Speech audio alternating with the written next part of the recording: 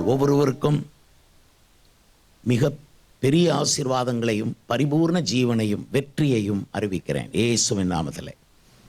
உங்களுடைய இதயத்தினுடைய குரல் தேவனுக்கு கேட்கிறது, உங்களுடைய ஆத்மாவின் சத்தம் தேவனுக்கு கேட்கிறது. ஆகையால் உங்கள் ஆத்மாவை அவர் திருப்திப்படுத்தும்படி உங்களோடு பேசுவார். மணவாளன் பேசினார்தான் மணவாட்டிக்கு திருப்தி, இயேசு பேசினால்தான் சபைக்கு திருப்தி. நாங்கள் இடையிலே ஒரு கருவியாக இருக்கிறோம். பேசும் தேவன் நம்முடைய தேவனாகிய கர்த்தர். இன்றைக்கு ஆமோஸ் தீர்க்கதரிசியின் புஸ்தகத்தை அதன் 5ஆம் அதிகாரத்தை அதன் 9ஆம் வசனத்தை வாசிக்குமாறு உங்களை அழைக்கிறேன். ஆமோஸ் தீர்க்கதரிசியின் புஸ்தகத்தின் 5ஆம் அதிகாரத்தின் 9ஆம் வசனம். நான் கொடுக்கிற வசனங்கள் அத்தனையும் கவனமாய் நீங்கள் எழுதி வைத்துக் கொள்ளவும் அல்லது கவனிக்கவும் வேண்டும் என்று கேட்டுக்கொள்கிறேன். வாசிக்கலாம் என்னோடு கூட. எந்த வசனத்தை எடுத்தாலும் நீங்கள் சேர்ந்து வாசிப்பது நம்முடைய அந்த ஆவியின் உறவை காப்பாற்றும். ஆமோஸ் 5:9 வாசிக்கலாம். அரணான ஸ்தலத்தின் மேல் பால்கடிப்பு வரத்தக்கதாக அவர் கொள்ளை கொடுத்தவனை பலத்தவனுக்கு விரோதமாய் லகு அடைய பண்ணுகிறவர். இன்றைக்கு ஒரே ஒரு வார்த்தை தான் இந்த வசனத்திலே நமக்கு முக்கியம். லகு அடைய பண்ணுகிறவர். எல்லாரும் சொல்லுங்கள், லகு. சத்தமாய் சொல்லுங்கள், லகு அடைய பண்ணுகிறவர். God who makes things easy. நமக்கு கடினமாய் தோன்றுகிறவைகளை லகுவாக்குவார். இந்த கடைசி காலத்திலே பரிசுத்தவான்களுக்கும் சபைகளுக்கும் கடினமான சூழ்நிலைமை உண்டாயிருக்கும். இயேசு கிறிஸ்து அதை பற்றி சொல்லும் பொழுது கடைசி காலங்களிலே கொடிய காலங்கள் உண்டாயிருக்கும் என்று அவர் சொன்னார்.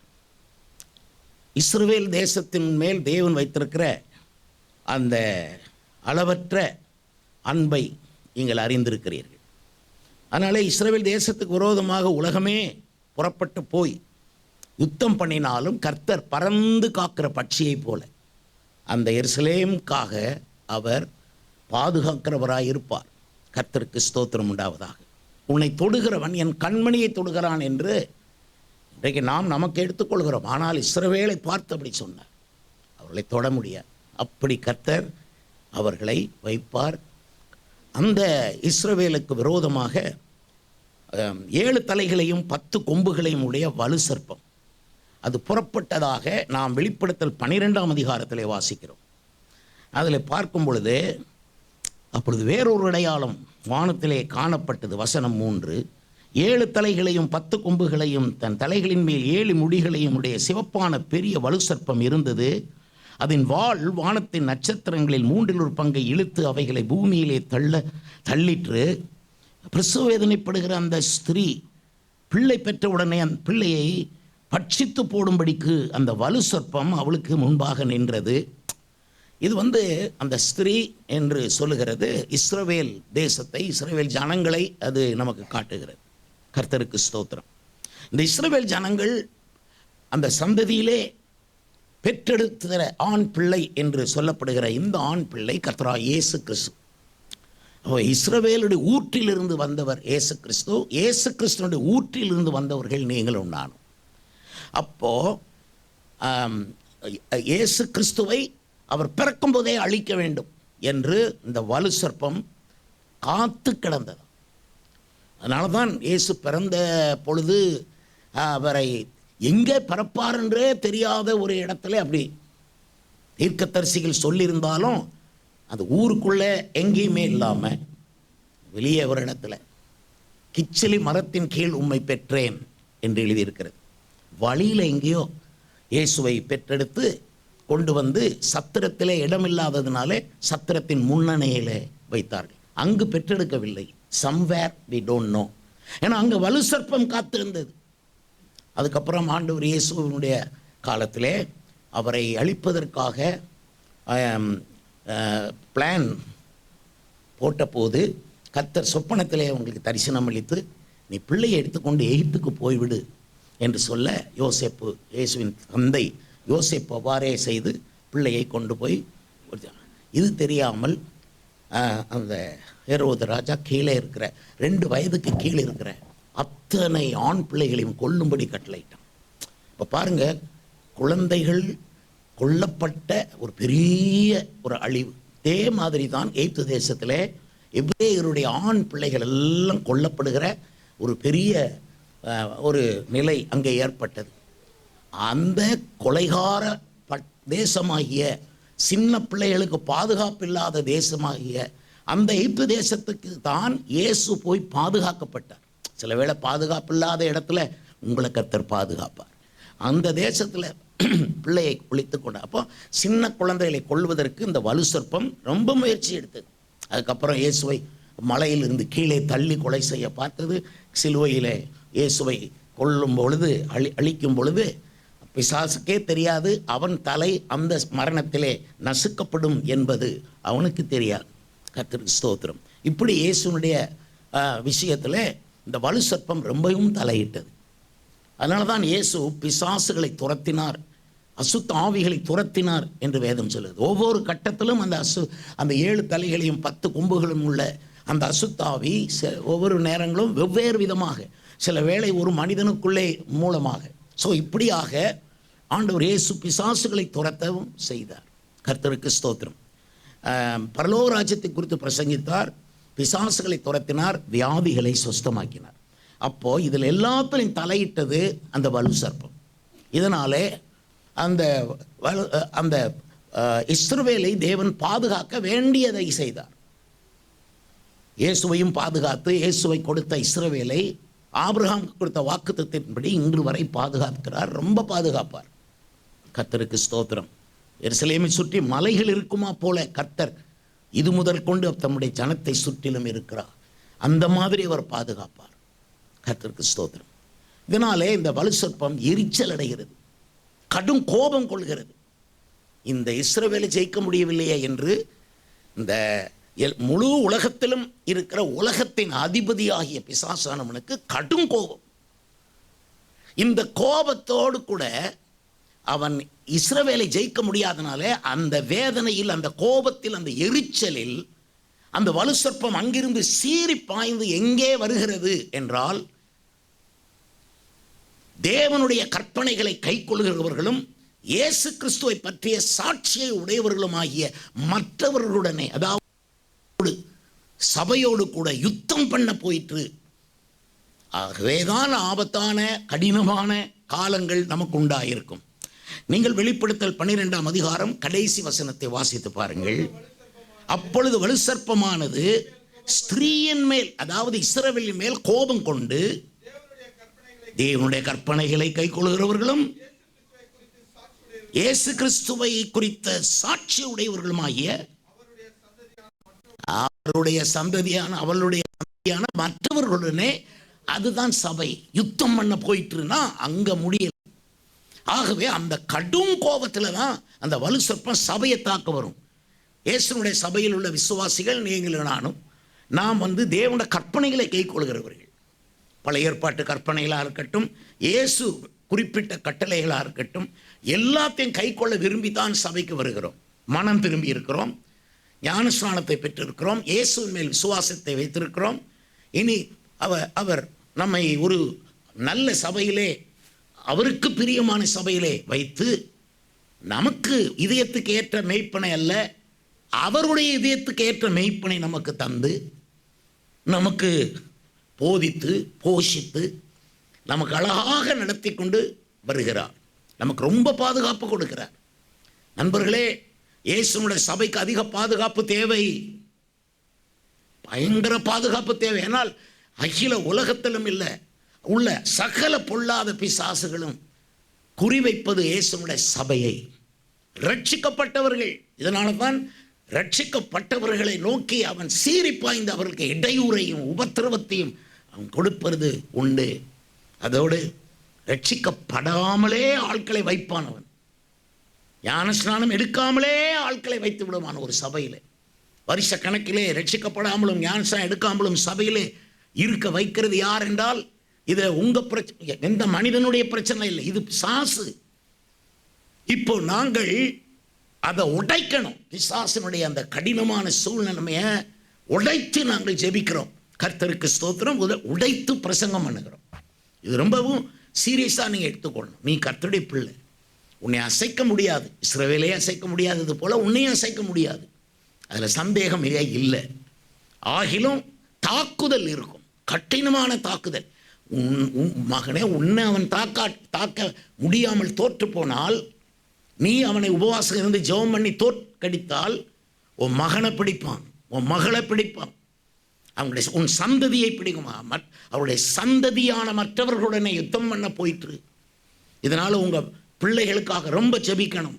உங்களுடைய இளம் பிள்ளைகள், கல்வியில் இருக்கிறவர்கள், கல்வி முடித்து வேலையில் இருக்கிறவர்களுக்காக நீங்கள் சாதாரணமாக நல்லா வாழ்கிறாங்களே, நல்ல கல்யாணம் ஆகிட்டு நல்ல சம்பளம் வாங்குறாங்களேன்னு சும்மா விட்டுறாதீங்க. இந்த சர்ப்பம் அங்கே தாக்கும்போது அவர்கள் கிருபையை இழப்பார்கள். நீங்களும் நானும் கற்றுக்கொண்ட அடிப்படை விசுவாசத்தை அவர்கள் மறுதலிப்பார்கள். அவர்கள் பொய்யை நம்புவார்கள். அவர்கள் வஞ்சனையிலே சிக்குவார்கள். இதான் பிசாசு பிசாசு போல வரமாட்டான். Devils don't look like devils. அதுனா அவன் மனுஷங்கள்லாம் ஏற்றுக்கொள்ளக்கூடிய வடிவத்தில் வஞ்சிப்பான். பிசாசுடைய பெரிய விஷயம் என்னன்னா டிசப்ஷன், வஞ்சிக்கிறது. உங்களை அப்படியே ஏமாத்திடுவோம், நீங்கள் ஏமாந்துருவீங்க. இதெல்லாவற்றையும் கிளியர் பண்ணி நீங்கள் ஏமாறாமல், வஞ்சிக்கப்படாமல் இயேசு சொன்னார், வஞ்சிக்கப்படாதிருங்கள் என்று சொன்னார். வஞ்சிக்கப்படாமல் இருப்பதற்காக தான் பாதுகாப்பான பேழைக்குள்ளே, சபைக்குள்ளே, கிருபைக்குள்ளே, ஜபத்துள்ளே நாம் காத்திருக்கிறோம். எனக்கு ஜபம் பண்ணியெல்லாம் முடிச்சாச்சு நீ சொல்ல ஒருவரும் இல்லை. நீ என்னைக்கு ஜபம் எனக்கு வேண்டாம், எல்லாம் எவ்வளோ ஜபம் பண்ணியிருக்கிறோம், முடிஞ்சு போச்சுன்னு சொன்னால் அடுத்த அட்டாக் வரும். அதுக்கு தான் எப்பவுமே ஜபம் பண்ணணும். இடைவிடாமல் ஜபம் பண்ண வேண்டியது இருக்கும். இதற்கு முன்பை விட அதிகமாக ஜபிக்க வேண்டியது இருக்கும். நண்பர்களே, நானே அப்படித்தான் நினைக்கிறேன். ஆரம்பத்தில் தேவன் காணாதவர் போல் இருந்திருப்பார். இப்பொழுதோ எல்லாரும் மனம் திரும்ப வேண்டும் என்று எங்கும் உள்ளவர்களுக்கு கட்டளை இடுகிறார். நாமெல்லாம் ரொம்ப ஜபிக்க வேண்டிய காலம். ஆண்டவரே ஸ்தோத்திரம். நம்ம அனுபவத்தை விட ஜபம் ரொம்ப பெரியது, வல்லமையாக இருக்கும். நான் 57 வருஷம் பாஸ்டராக இருக்கிறேன். இது 57வது வருடம். நிறைய அனுபவங்கள் இருக்குது. அதுக்காக நான் ஜெபம் பண்ணாமல் இருக்க முடியாது. இரவும் பகலும் தீபம் உள்ளே எரிகிறது.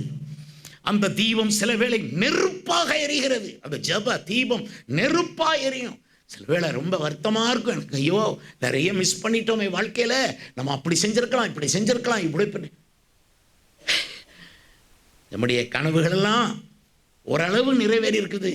எனக்கு ஆண்டவரே, இன்னும் ஒரு 500 வருஷம் நீர் எனக்கு தந்தா தான் நீர் எனக்கு வெளிப்படுத்தின அத்தனை தரிசனத்தையும் நான் நிறைவேற்ற முடியும்னு அழுதுறேன். எங்கே 500 வருஷம் கொடுக்க போகிறார்?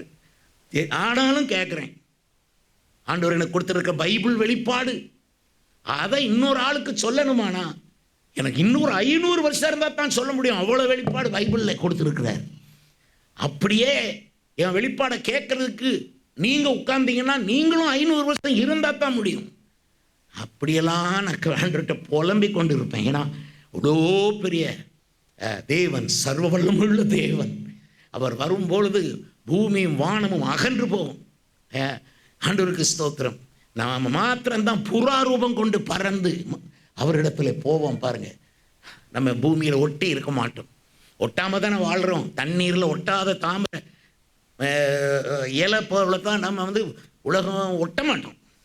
பார்ப்போம், அப்படி பார்ப்போம். ஓகே, எல்லாமே லைட் எரியுதா, அதெல்லாம் பண்ணுதா, ஓகே, இதெல்லாம் எனக்கு தெரியும். உலக காரியங்கள் எல்லாம் தெரியும். சில பேர் நினைப்பாங்க, பாஸ் ரத்னபால் பாவம், அவருக்கு பாவமே செய்ய தெரியாது.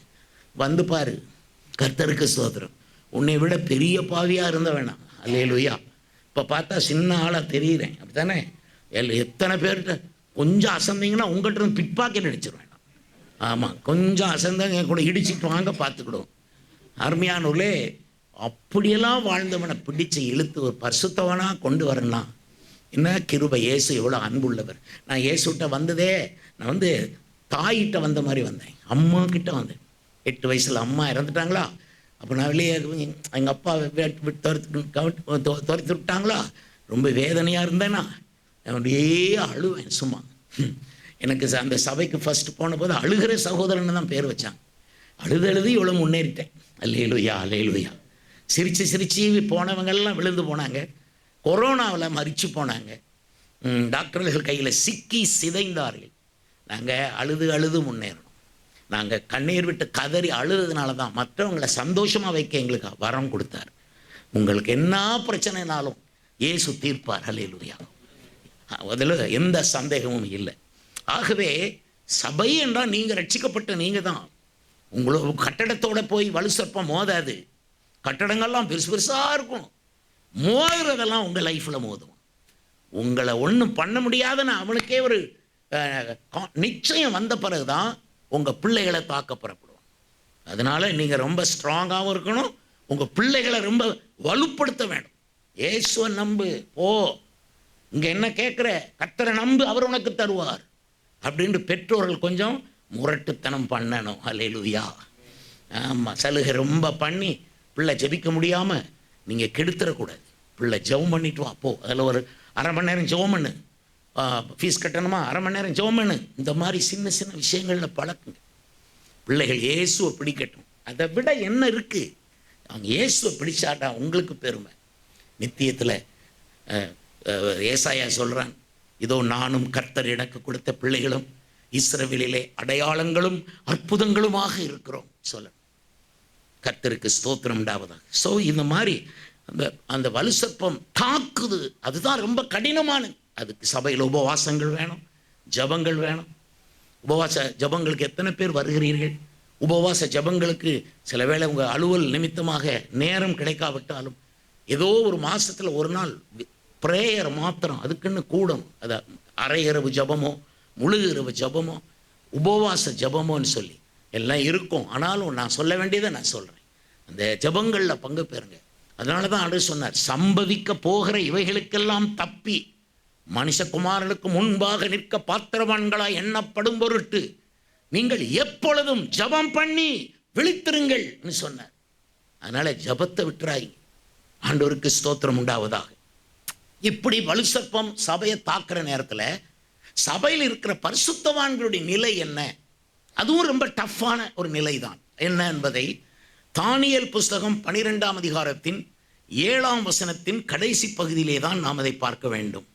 தானியேலின் புஸ்தகம் 12ஆம் அதிகாரம் 7ஆம் வசனத்தின் கடைசி பகுதியை வாசிக்கிறேன். அப்பொழுது சணல் வஸ்திரம் தரித்தவரும் ஆற்றின் தண்ணீர்களின் மேல் நிற்கிறவருமாகிய புருஷன் தம்முடைய வலது கரத்தையும் தம்முடைய இடது கரத்தையும் வானத்துக்கு நேராக ஏறெடுத்து ஒரு காலமும் காலங்களும் அரைக்காலமும் செல்லும் என்றும் பரிசுத்த ஜனங்களின் வல்லமையை சிதறடித்தல் முடிவு பெறும்போதே இவைகளெல்லாம் நிறைவேறி தீரும் என்று என்னென்றைக்கும் ஜீவித்திருக்கிறவர் மேல் ஆணையிட கேட்டேன். கேட்கிறார், இதெல்லாம் எப்போ நடக்கும், எப்போ சம்பவிக்கும்?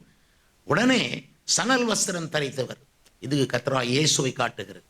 ஏனால் சணல் வஸ்திரம் தரித்தவரும் தண்ணீர்களின் மேல் நிற்கிறவரும். தண்ணீரின் மேல் நிற்க தேவ தூதனுக்கே முடியாது. வெளிப்படுத்தின விசேஷத்தில் ஒரு பிரம்மாண்டமான தேவ தூதன், அதிகாரம் 10 வெளிப்படுத்தல். அவன் தன்னுடைய வலது காலை சமுத்திரத்திலும் இடது காலை தரையிலும் பூமியிலும் வைத்துத்தான் நின்றான். முழுசுமா 2 காலை தண்ணீரில் வைக்க முடியாது தேவ தூதர்களுக்கே. தண்ணீரில் மேல் நிற்க ஒரே அந்த உரிமை உள்ள ஒரே ஒருவர், தண்ணீரில் நடந்தவர் கர்த்தராகிய இயேசு மட்டும்தான். ஹல்லேலூயா, ஹல்லேலூயா, ஹல்லேலூயா. அதனால அந்த சணல் வஸ்திரம் தரித்தவர், அது அவர் சிலுவையில் பட்ட பாடுகளை காட்டுகிறது. சணல் வஸ்திரம் தரித்தவரும் தண்ணீரின் மேல் ஆற்று தண்ணீரின் மேல் நிற்கிறவருமாகிய அந்த புருஷன் சொல்லுகிற வார்த்தை என்னவென்றால், பரிசுத்த ஜனங்களின் வல்லமை, சரியா, அது சிதறடிக்கப்படும். அதுதான் கடைசி காலத்தில் நடக்க போகிறது. வல்லமை சிதறடிக்கப்படும்.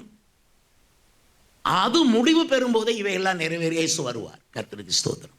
அப்போ இன்றைக்கு இந்த கடைசி காலத்தில் பரிசுத்தவான்களுடைய நிலை என்ன? நான் பேசுறது whole India, whole world, all the churches, all denominations, இதெல்லாம் மைண்டில் வச்சு தான் பேசுகிறேன். அதே வேளையில் அதை பேசினாலும் உங்கள் ஒவ்வொருத்தருடைய வாழ்க்கையும் சுமந்து கொண்டு நான் பேசுகிறேன். கர்த்தருக்கு ஸ்தோத்திரம் உண்டாவதாக. அப்போ பரிசுத்த ஜனங்கள் எல்லாம் ஒன்று திரள வேண்டிய காலம், நம்முடைய வல்லமைகளை ஒன்று திரட்ட வேண்டிய காலம். ஆனால் வல்லமைகள் எல்லாம் சிதறி கிடக்குது. பரிசுத்த ஜனங்களின் வல்லமை சிதறி இருக்கிறது. இதை ஒழுங்குபடுத்துவது தான் பாஸ்டர்மாருடைய கடினமான ஊழியம். ஆட்களை கூட்டலாம், பரிசுத்த ஜனங்களை ஒரு இடத்துல கூட்டலாம், எல்லா ஸ்தாபனங்க மக்களையும் ஒன்றா கூட்டலாம். சரியா? அதுக்கு சில பல காரியங்களை செய்தால் போதும், கொஞ்சம் செலவழித்தா போதும். எல்லா டினாமினேஷன் பாஸ்டர்ஸையும் கொண்டாந்துடலாம், கூட்டம் எல்லா கிறிஸ்டியன்ஸ் எல்லாம் கூட்டிடலாம். And you can gather all the Christians, all the saints.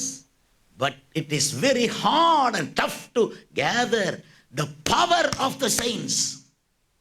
ஒரு சபையில் வந்து எல்லாரும் இருப்பாங்க, அவங்க பவரை செதறி கிடக்கும். ஆண்டவருக்கு ஸ்தோத்திரம். உங்களுக்குள்ள இருக்கிற தெய்வ பக்தி ஒரு பவர், உங்களுக்குள்ள இருக்கிற வேத வசன அறிவு ஒரு பவர், உங்களுக்கு இருக்கிற அந்த சகிப்புத்தன்மை, உபத்திரவங்களை சகிக்கிற சகிப்புத்தன்மை ஒரு பவர். அது உங்களுக்கு இருக்கிற ஊழிய தாகம், அது ஒரு பவர். நீங்க ஊழியத்துக்கு கொடுக்கிற அந்த கொடுக்கும் அந்த ஈகை, கிவிங் ஸ்பிரிட், ஜெனரஸ் ஸ்பிரிட், கொடுக்கிற தன்மை ஒரு பவர். ஆனா அந்த பவரை செதறிச்சு போடும். நீங்க ஜெபம் பண்றவங்கள ஜெபிக்கிறது உங்க பவர். ஆனா எல்லாரும் ஒருமனப்பட்டு ஓரிடத்தில் வந்து ஜெபம் பண்ண மாட்டாங்க. ஒரு இடத்துல கூட்டினாலும் இவர் அதுக்கு ஜெபம் பண்ணுவார், இவர் அதுக்கு ஜெபம் பண்ணுவார், இவர் அதுக்கு ஜெபம் பண்ணுவார். கடைசியில் அந்த ஜெபத்தை ஒருங்கிணைக்க முடியாமல் நாங்கள் கஷ்டப்படுவது உண்டு. So you have to bring all the prayer power together. நம்ம எல்லாருக்கும் ஜெப வல்லமை இருக்குது. ஜெபம் பண்ணுறது ரொம்ப பெரிய வல்லமை. கர்த்தருக்கு ஸ்தோத்திரம். எல்லாரும் இன்னைக்கு ஆராதனை பண்ணிடுவாங்க. ஏன்னா அதுக்கு ரொம்ப உறுதுணையாக இருப்பது மியூசிக்கும் பாட்டும். இது ரெண்டையும் கேன்சல் பண்ணிட்டு ஆராதனை செய்ய சொல்லுங்க, கஷ்டப்படுவாங்க.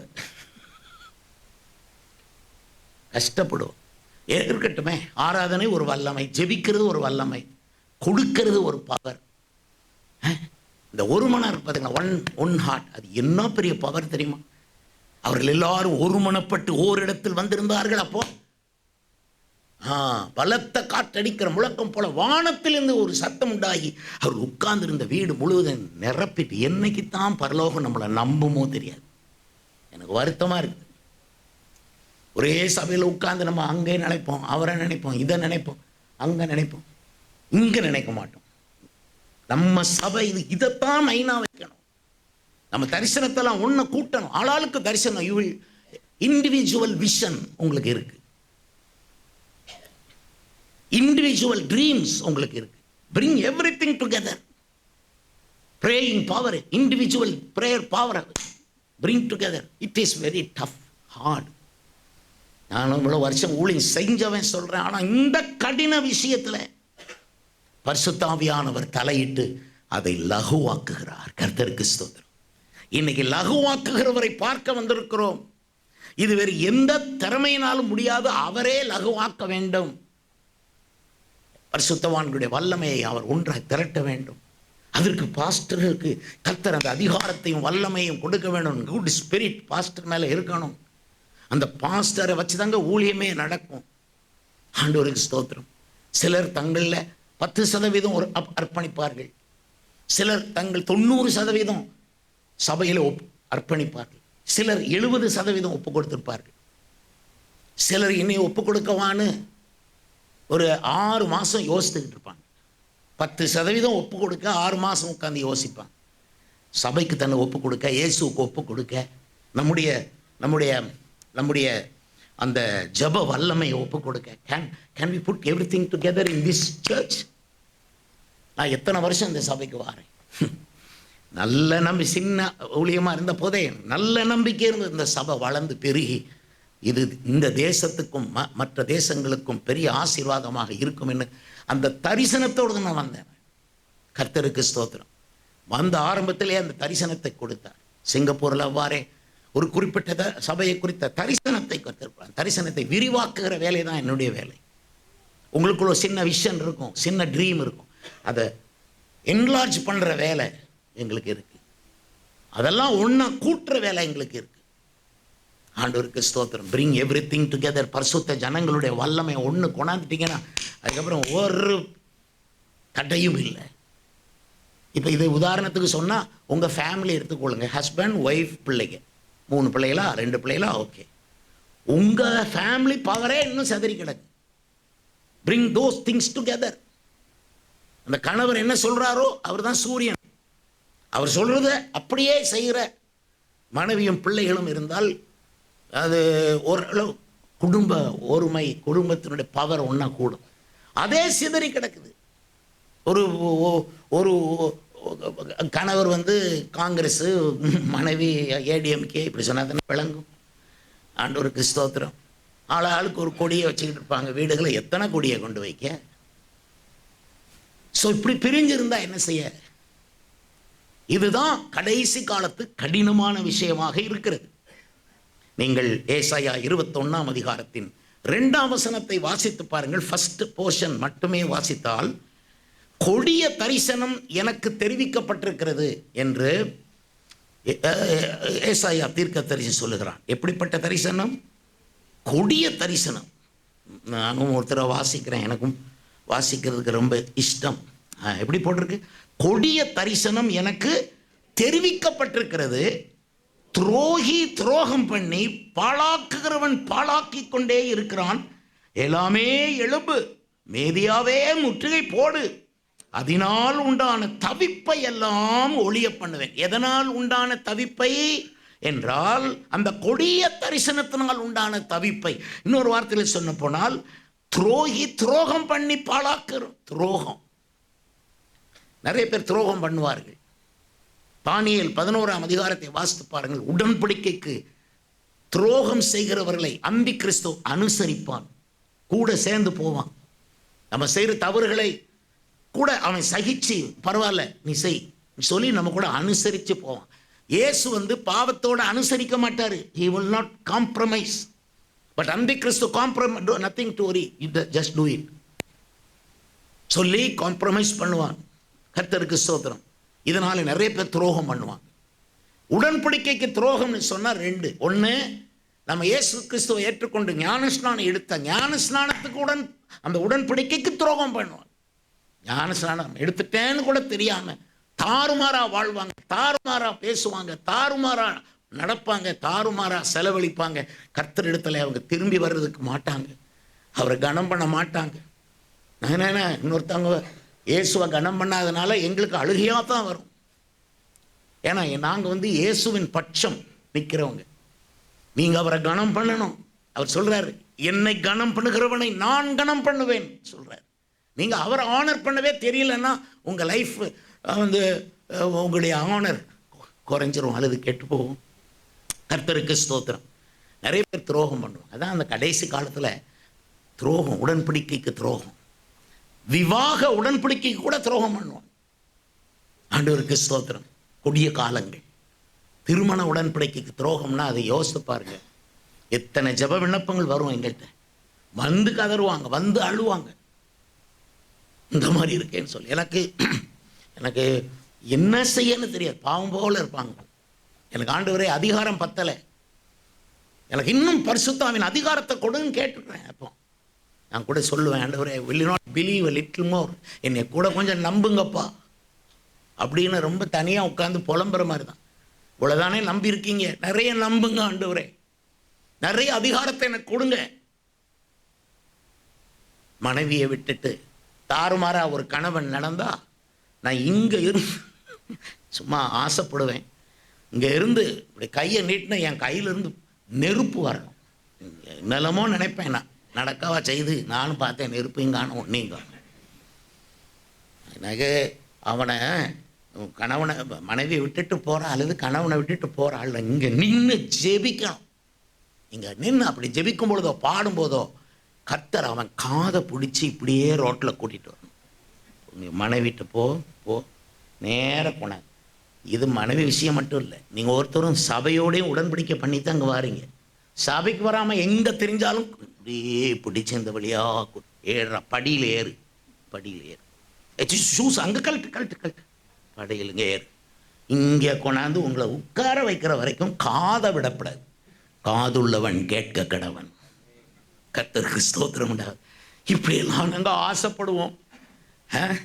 இப்போ பாஸ்டர் உங்கள் ஆசை நிறைவேறாமல் இருப்பதாகன்னு என்னை சொல்லாதீங்க, என்னோடு சேர்ந்து ஜெபிங்க. நிறைய பேர் அப்படி தான். இப்போ உதாரணம் சொல்கிறேன்னே, திருநெல்வேலியில் நான் பாஸ்டராக இருக்கிறேன். திருநெல்வேலியில் கடந்த 4 வருஷத்தில் 240 கொலைகள் நடந்திருக்கு. நீங்கள் சொல்லுங்கள் சார், நான் எவ்வளோ பவர் வேணும், எனக்கும் வேணும் உங்களுக்கும் வேணும்.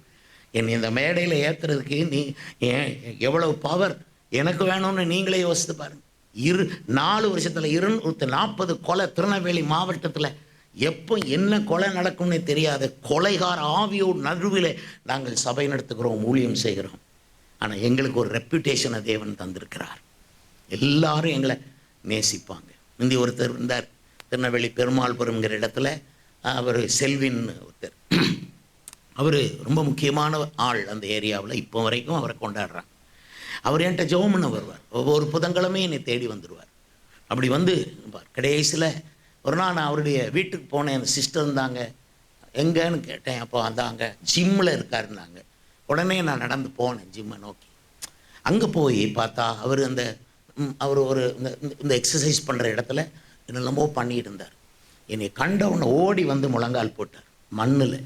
நான் அவருக்காக ஜெபம் பண்ணிட்டு வந்தேன். அப்படி வந்து ஜெபம் பண்ணுவார். அவர் என்கிட்ட வந்து என்கிட்ட உட்கார்ந்துருக்கும் பொழுதே அவரை கொல்றதுக்கு ஒரு அம்பாசடர் காரில் ஆயுதங்களோட ஆட்கள் சுற்றி வருவாங்க. இவரை பாதுகாக்கிறதுக்கென்று இன்னொரு ஜீப்பில் நிறைய ஆயுதங்களோடு இவருடைய ஆட்கள் சுற்றி வருவாங்க. இந்த அபாயகரமான கடினமான ஒரு மனிதர் என்கிட்ட வந்து ஜெபிக்கும்போது நான் இயேசுனுடைய அவருடைய சிலுவை பாடுகளை நான் அவருக்கு சொல்லும்போது, ஒரு தடவை கடைசியாக ஒரு என்கிட்ட வந்தது ஒரு புதன்கிழமை தான். பாஸ்டர், எனக்கு வீட்டுக்கு கூட போக முடியாது பாஸ்டர், நான் பரலோகத்துக்கு போவேனான்னு கேட்டார். அப்படி நான் அவர் தலையில் கை வச்சு ஜெபம் பண்ணேன். ரொம்ப தேம்பி அழுத. அதிலிருந்து 10 நாளில் அவர் காருக்குள்ளே வெடிகுண்டை போட்டு அவர் வெட்டி கொன்று போட்டார்கள். என்னென்னா, இது இப்படியெல்லாம் கொலைகார ஆவிகள் நடுவில் நாங்கள் ஊழியம் செய்யணுமானா எங்களுக்கு அது ரொம்ப கடினமானது. ஈஸின்னே நாங்கள் நினச்சி போக முடியாது. அதே மாதிரி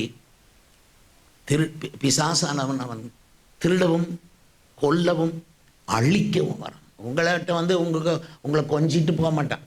ஒரு பாட்டு கேட்கணும்னு வரமாட்டான். உங்களை கொல்றதுக்கு தான் வருவான். உங்களை கொல்ல முடியலைன்னா உங்கள் கற்பத்தில் சாவு கொண்டு வந்து வைப்பான். அவனுடைய இரும்பு காரம் உங்கள் கற்பத்தில் இருக்கும். இதையெல்லாம் எடுக்கிறது தான் எங்களுடைய வேலை. ஒரு லேடிக்காக நான் கை வைத்து ஜெபிக்கிற பொழுது அவளுடைய கற்பத்தில் 7-8 பாம்புகள் படுத்திருக்கிறத தெரிந்த பொழுது அந்த பாம்புகளை விரட்டி ஜெபித்த பொழுது அந்த அம்மாள் சுகம் பெற்றார்கள். பின்பு குழந்தை பெற்றெடுத்து வந்தார்கள். குழந்தை பேரை தடுக்கிறதான சர்ப்பங்கள் அந்த கர்ப்பத்திலே படுத்து கிடக்கு. தேவனுக்கு ஸ்தோத்திரம் உண்டாவதாக. கொடிய தரிசனம் எனக்கு அறிவிக்கப்பட்டிருக்கிறது. கொலைகாரர்கள் மத்தியிலே ஊழியம் இருக்கிறது. மகனே மகளே, உங்களுக்கும் சரி எனக்கும் அதிக அபிஷேகம் வேணும். அதுக்கு தான் இங்கே வந்து உட்கார்ந்துருக்குறோம். பரவாயில்ல போதும் அப்படி நினைக்காதீங்க. இவ்வளோதானே தேவை சொல்லாதீங்க. நம்ம ரொம்ப ஒரு முக்கியமான இடத்துல கர்த்தர் உங்களை கொண்டு வந்து, you are an important person in the sight of God. நீ தவறி விட்டாய் என்றால் ஏராளமான மிஸ்டேக் உன் சந்ததியில் நடக்கும். தவறாதே. பரிசுத்த ஆவியை பெற்று தேவ பலனை பெற்று உண்மையாயிரு. தேவனுக்கு துரோகம் பண்ணிவிடாதே. உன் கற்பத்திலே உன்னை தெரிந்து கொண்ட தாயின் கற்பத்திலே உன்னை தெரிந்து கொண்ட கர்த்தருக்கு துரோகம் பண்ணாதே. நீ திருவிருந்து எடுக்கிற சபைக்கு துரோகம் பண்ணிவிடாதே. உன் கணவருக்கு துரோகம் பண்ணிவிடாதே. உன் மனைவிக்கு துரோகம் பண்ணிவிடாதே. உன் பிள்ளைகளை சரியா நடத்தலைன்னா நீங்க பிள்ளைகளுக்கு பண்ற துரோகம் அது. பிள்ளைகளை சபைக்கு அழைத்து வராம, பிள்ளைகளுக்கு கர்த்தருக்கு பயப்படுதலை போதிக்காம இருந்தீங்கன்னா பிள்ளைகளுக்கு நீங்க செய்கிற துரோகம் அது. ஆகவே பிள்ளைகளுக்கு துரோகம் செய்யாதிருங்க. எந்த ஒரு ஊழியத்துக்கும் துரோகம் பண்ணிடாதீங்க. கடைசி காலத்தில் கொடிய தரிசனம் நிறைய பேர் துரோகம் பண்ணுவாங்க. கர்த்தருக்கு ஸ்தோத்திரம். இப்போ வாசிங்க சங்கீதம் 60:3 வாசிங்க. உம்முடைய ஜனங்களுக்கு கடினமான காரியத்தை காண்பித்தீர். தத்தளிப்பின் மதுபானத்தை எனக்கு குடிக்க கொடுத்தீர். எப்படி இருக்கு? 60 சங்கீதம் 3 மறக்காதீங்க. எப்படி போட்டிருக்கிறது? உம்முடைய ஜனங்களுக்கு. யாருக்கு? உம்முடைய தேவ ஜனங்களுக்கு கடினமான காரியத்தை காண்பித்தீர். அதனால ஈஸியான காரியத்தை ஆண்டவர் காட்ட மாட்டார். ரொம்ப கடினம் கடைசி நாட்களில். ஆரம்பத்தில் ஈஸியாக காட்டுவார். நீங்கள் நல்லா சந்தோஷமாக அவரை பின்பற்றலாம், சந்தோஷமாக எல்லாம் பண்ணுவீங்க. வர வர டஃப் ஆகும், கடினமாகும். எவ்வளவு கடினமாகுமோ உங்கள் லைஃப் அவ்வளவு கடினமாகி, அப்போ நீங்கள் உண்மையாக இருந்தீங்கன்னா ஒரு கொடியை கொண்டு நட்டிடுவார். வெள்ளம் போல சத்துரு வந்தாலும் ஆவியானவர் இங்கே என்ன பண்ணுறார்? கொடியை நட்டி தள்ளிடுவார். அதுக்கப்புறம் எல்லாம் ஈஸியாயிரும். இந்த இடத்துல வந்திருக்கிற ஏராளமான பேருக்கு கர்த்தர் ஒரு கொடியை நாட்டுவதற்கு தான் நீங்கள் உங்களை அழைச்சிட்டு வந்திருக்கார். நீங்கள் அவரை நம்பி வந்துட்டு மட்டும் சும்மா போக மாட்டீங்க. ஹல்லேலூயா. நானும் ஜெபம் பண்ணுறேன், கொடியை நட்டும் ஆண்டவரே. அவன் வெள்ளம் போல வரட்டும், கொடியை பார்த்த உடனே அவன் விலகி போவான். அப்போ உங்களுடைய ஜனங்களுக்கு கடினமான காரியத்தை காண்பித்தீர். ஒரு ஈஸியான லைஃப் இல்லை, ரொம்ப டஃப்பாக இருக்குது. பரலோகத்துக்கு போகிற பாதை இடுக்கமும் வழி நெருக்கமுமாக இருக்குது. கொஞ்சம் விசாலமாக இருக்கப்படாதா? நீ எப்படியும் வாழ்ந்துக்கோ, அதே வெள்ளை என்னை நம்புன்னு சொல்லக்கூடாதா? நீ எல்லா கோயிலுக்கும் போ, இந்த கோயிலுக்கும் போ, கேத்தலிக் கோயிலுக்கும் போ, அப்புறம் என்ன கடவுளே இல்லைன்னா அதையும் உட்காந்து நம்பு. டிவியில் இருக்கிற எல்லா நிகழ்ச்சியும் பாரு, பார்க்கத்தானே டிவி இருக்கு, அதுக்குத்தானே நான் உனக்கு டிவி கொடுத்துருக்கிறேன். ஈஸியாக எடுத்துக்கோ எல்லாத்தையும் என்று கர்த்தர் இப்படி ஈஸியாக நடத்த மாட்டார். டிவியை வாங்கி கொடுத்துட்டு பார்க்காதம்பார்.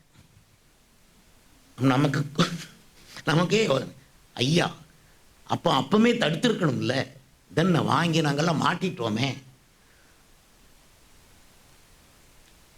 எச்சமனையில் போறார் இயேசு. பட்டயம் இல்லாதவன் வஸ்திரத்தை விற்று பட்டயத்தை வாங்க கடவன். எப்படி ஜெபம் பண்ண போற இடத்துக்கு பட்டயம் எதுக்கு? அவர் சொல்றார், பட்டயம் இல்லாதவன் வஸ்திரத்தை விற்று. எனக்கு தெரியல 12 சீசர்ல யார் வஸ்திரத்தை வித்தாங்களோ தெரியாது. ஒருவேளை பேதுரு வஸ்திரத்தை வித்திருப்பான். வித்துட்டு நீங்க பட்டயத்தை வாங்க கடவன் அப்படின்ட்டாரு. அவரை நம்பி பேதுரு பட்டயத்தை கட்டிக்கிட்டு உள்ள வந்துட்டான். உள்ள வந்தவன் கொஞ்ச நேரம் கழிச்சு பிரதான ஆசாரியனுடைய கழுத்தை வெட்ட நினைச்சவன் வேலைக்காரனுடைய இருக்கான். இவன் நினைச்சது ஒன்று, இவன் எய்ம் பண்ணது ஒன்று. எய்ம் மிஸ்டேக் ஆயிட்டு. உங்கள் லைஃப்ல நீங்கள் எய்ம் பண்ணது ஒன்று, நீங்கள் செஞ்சது ஒன்று, நீங்கள் படித்தது ஒன்று, வேலை கிடைச்சது வேற மாதிரி. எதுக்கு தான் அப்புறம் படிக்க வச்சிங்க ஆண்டவரே? பாருங்க, பட்டயம் இல்லாதவன் பட்டயத்தை கொண்டு வர கடவன் அப்படியெல்லாம் சொல்லிட்டு உள்ள போனவர் பட்டயத்தை எடுக்கிறவன் பட்டயத்தால் மடிவான். இதை முதலே சொல்லக்கூடாது ஐயா. கொண்டு வான்னு சொல்லிட்டு பட்டயத்தை உபயோகிக்க விட மாட்டார். பாருங்க, உங்களுக்கு கையில் நிறையா பணம் கொடுத்து செலவழிக்க விட மாட்டாருன்னா எப்படி இருக்கும்? ஃபுல்லாக சாப்பாடு குப்பூசன் எல்லாம் சாப்பாடு சிக்கன் எல்லாம் வச்சுட்டு சாப்பிடாம அமைதியாக உபவாசம் இருக்குன்னா நமக்கு எப்படி இருக்கும்? நல்ல வீட்டை கட்ட வச்சிருப்பாரு, அங்கே குடியிருக்காம இங்கே இப்போ மணலில் வேலை செய்வார். எப்படி இருக்கும்? அதான் கர்த்தரை புரிஞ்சு கொள்றதே கஷ்டம். சொல்லுங்க, இயேசுவை புரிந்து கொள்றது கஷ்டம். அது ஒரு டைப்பான தெய்வம். அல்லேலூயா.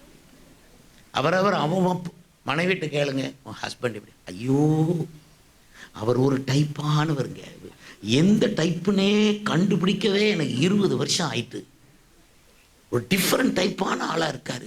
இப்படி ஒரு ஆள் பூமியில் யாருமே இருக்க மாட்டாங்க அப்படின்னு நீங்கள் நினைப்பீங்களா? அதே டைப்பில் நிறைய பேர் இருப்பாங்க.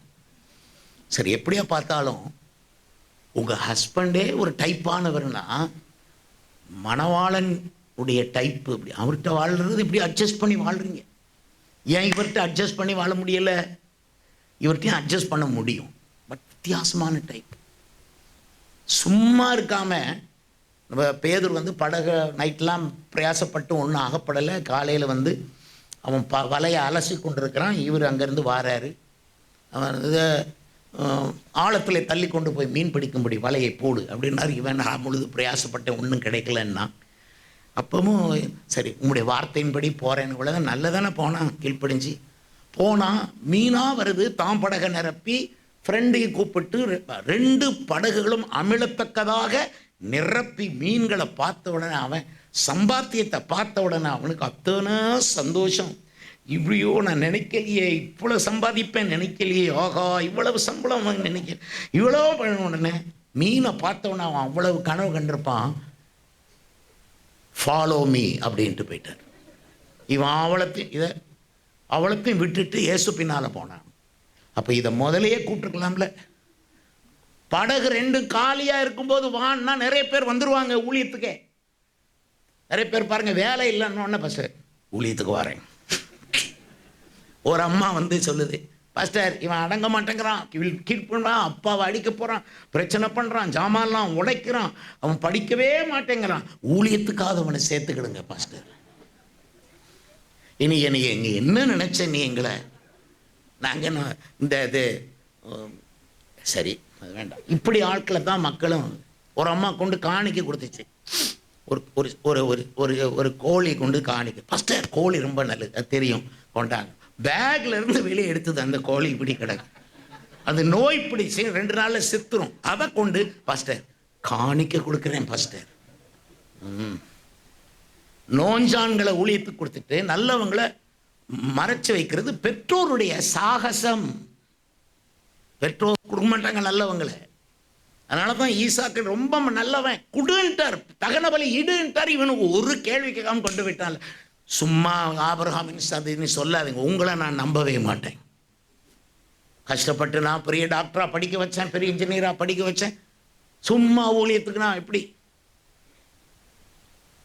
கொடிய கடினமான காரியத்தை நீர் எங்களுக்கு காண்பித்தீர். உங்களுக்கும் அப்படி காட்டியிருப்பார். உண்ட பாதையை காட்டியிருப்பார். முள் பாதையாக இருந்திருக்கும். ஆனால் அந்த பாதையில் அவர் கூட வரணும். சும்மாவும் வரமாட்டார். ஏன்னா அவர் ஒரு டைப்புன்னு சொன்னேன். நீங்கள் அவரை பிடிச்சி இழுத்துட்டு தான் போகணும். அவர் உங்களை விட்டு அந்த பக்கம் போகிற மாதிரிலாம் பண்ணுவார். என்னெல்லாமோ பண்ணுவார். உங்களை அவாய்ட் பண்ண பார்ப்பார்.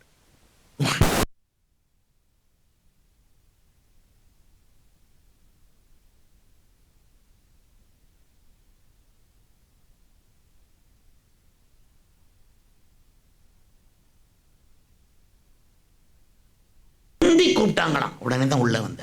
நீ சும்மா இயேசுவே உமக்கு சித்தமானால் வந்து என்னை ஆசீர்வதியும், ஆமென், பரமண்டலத்தில் இருக்க நல்ல பிதாவே, உடைய ராஜ்யம் வருவதாக உடைய சித்தம். இங்கே வரவே மாட்டேன். நான் சொல்லிட்டேன்.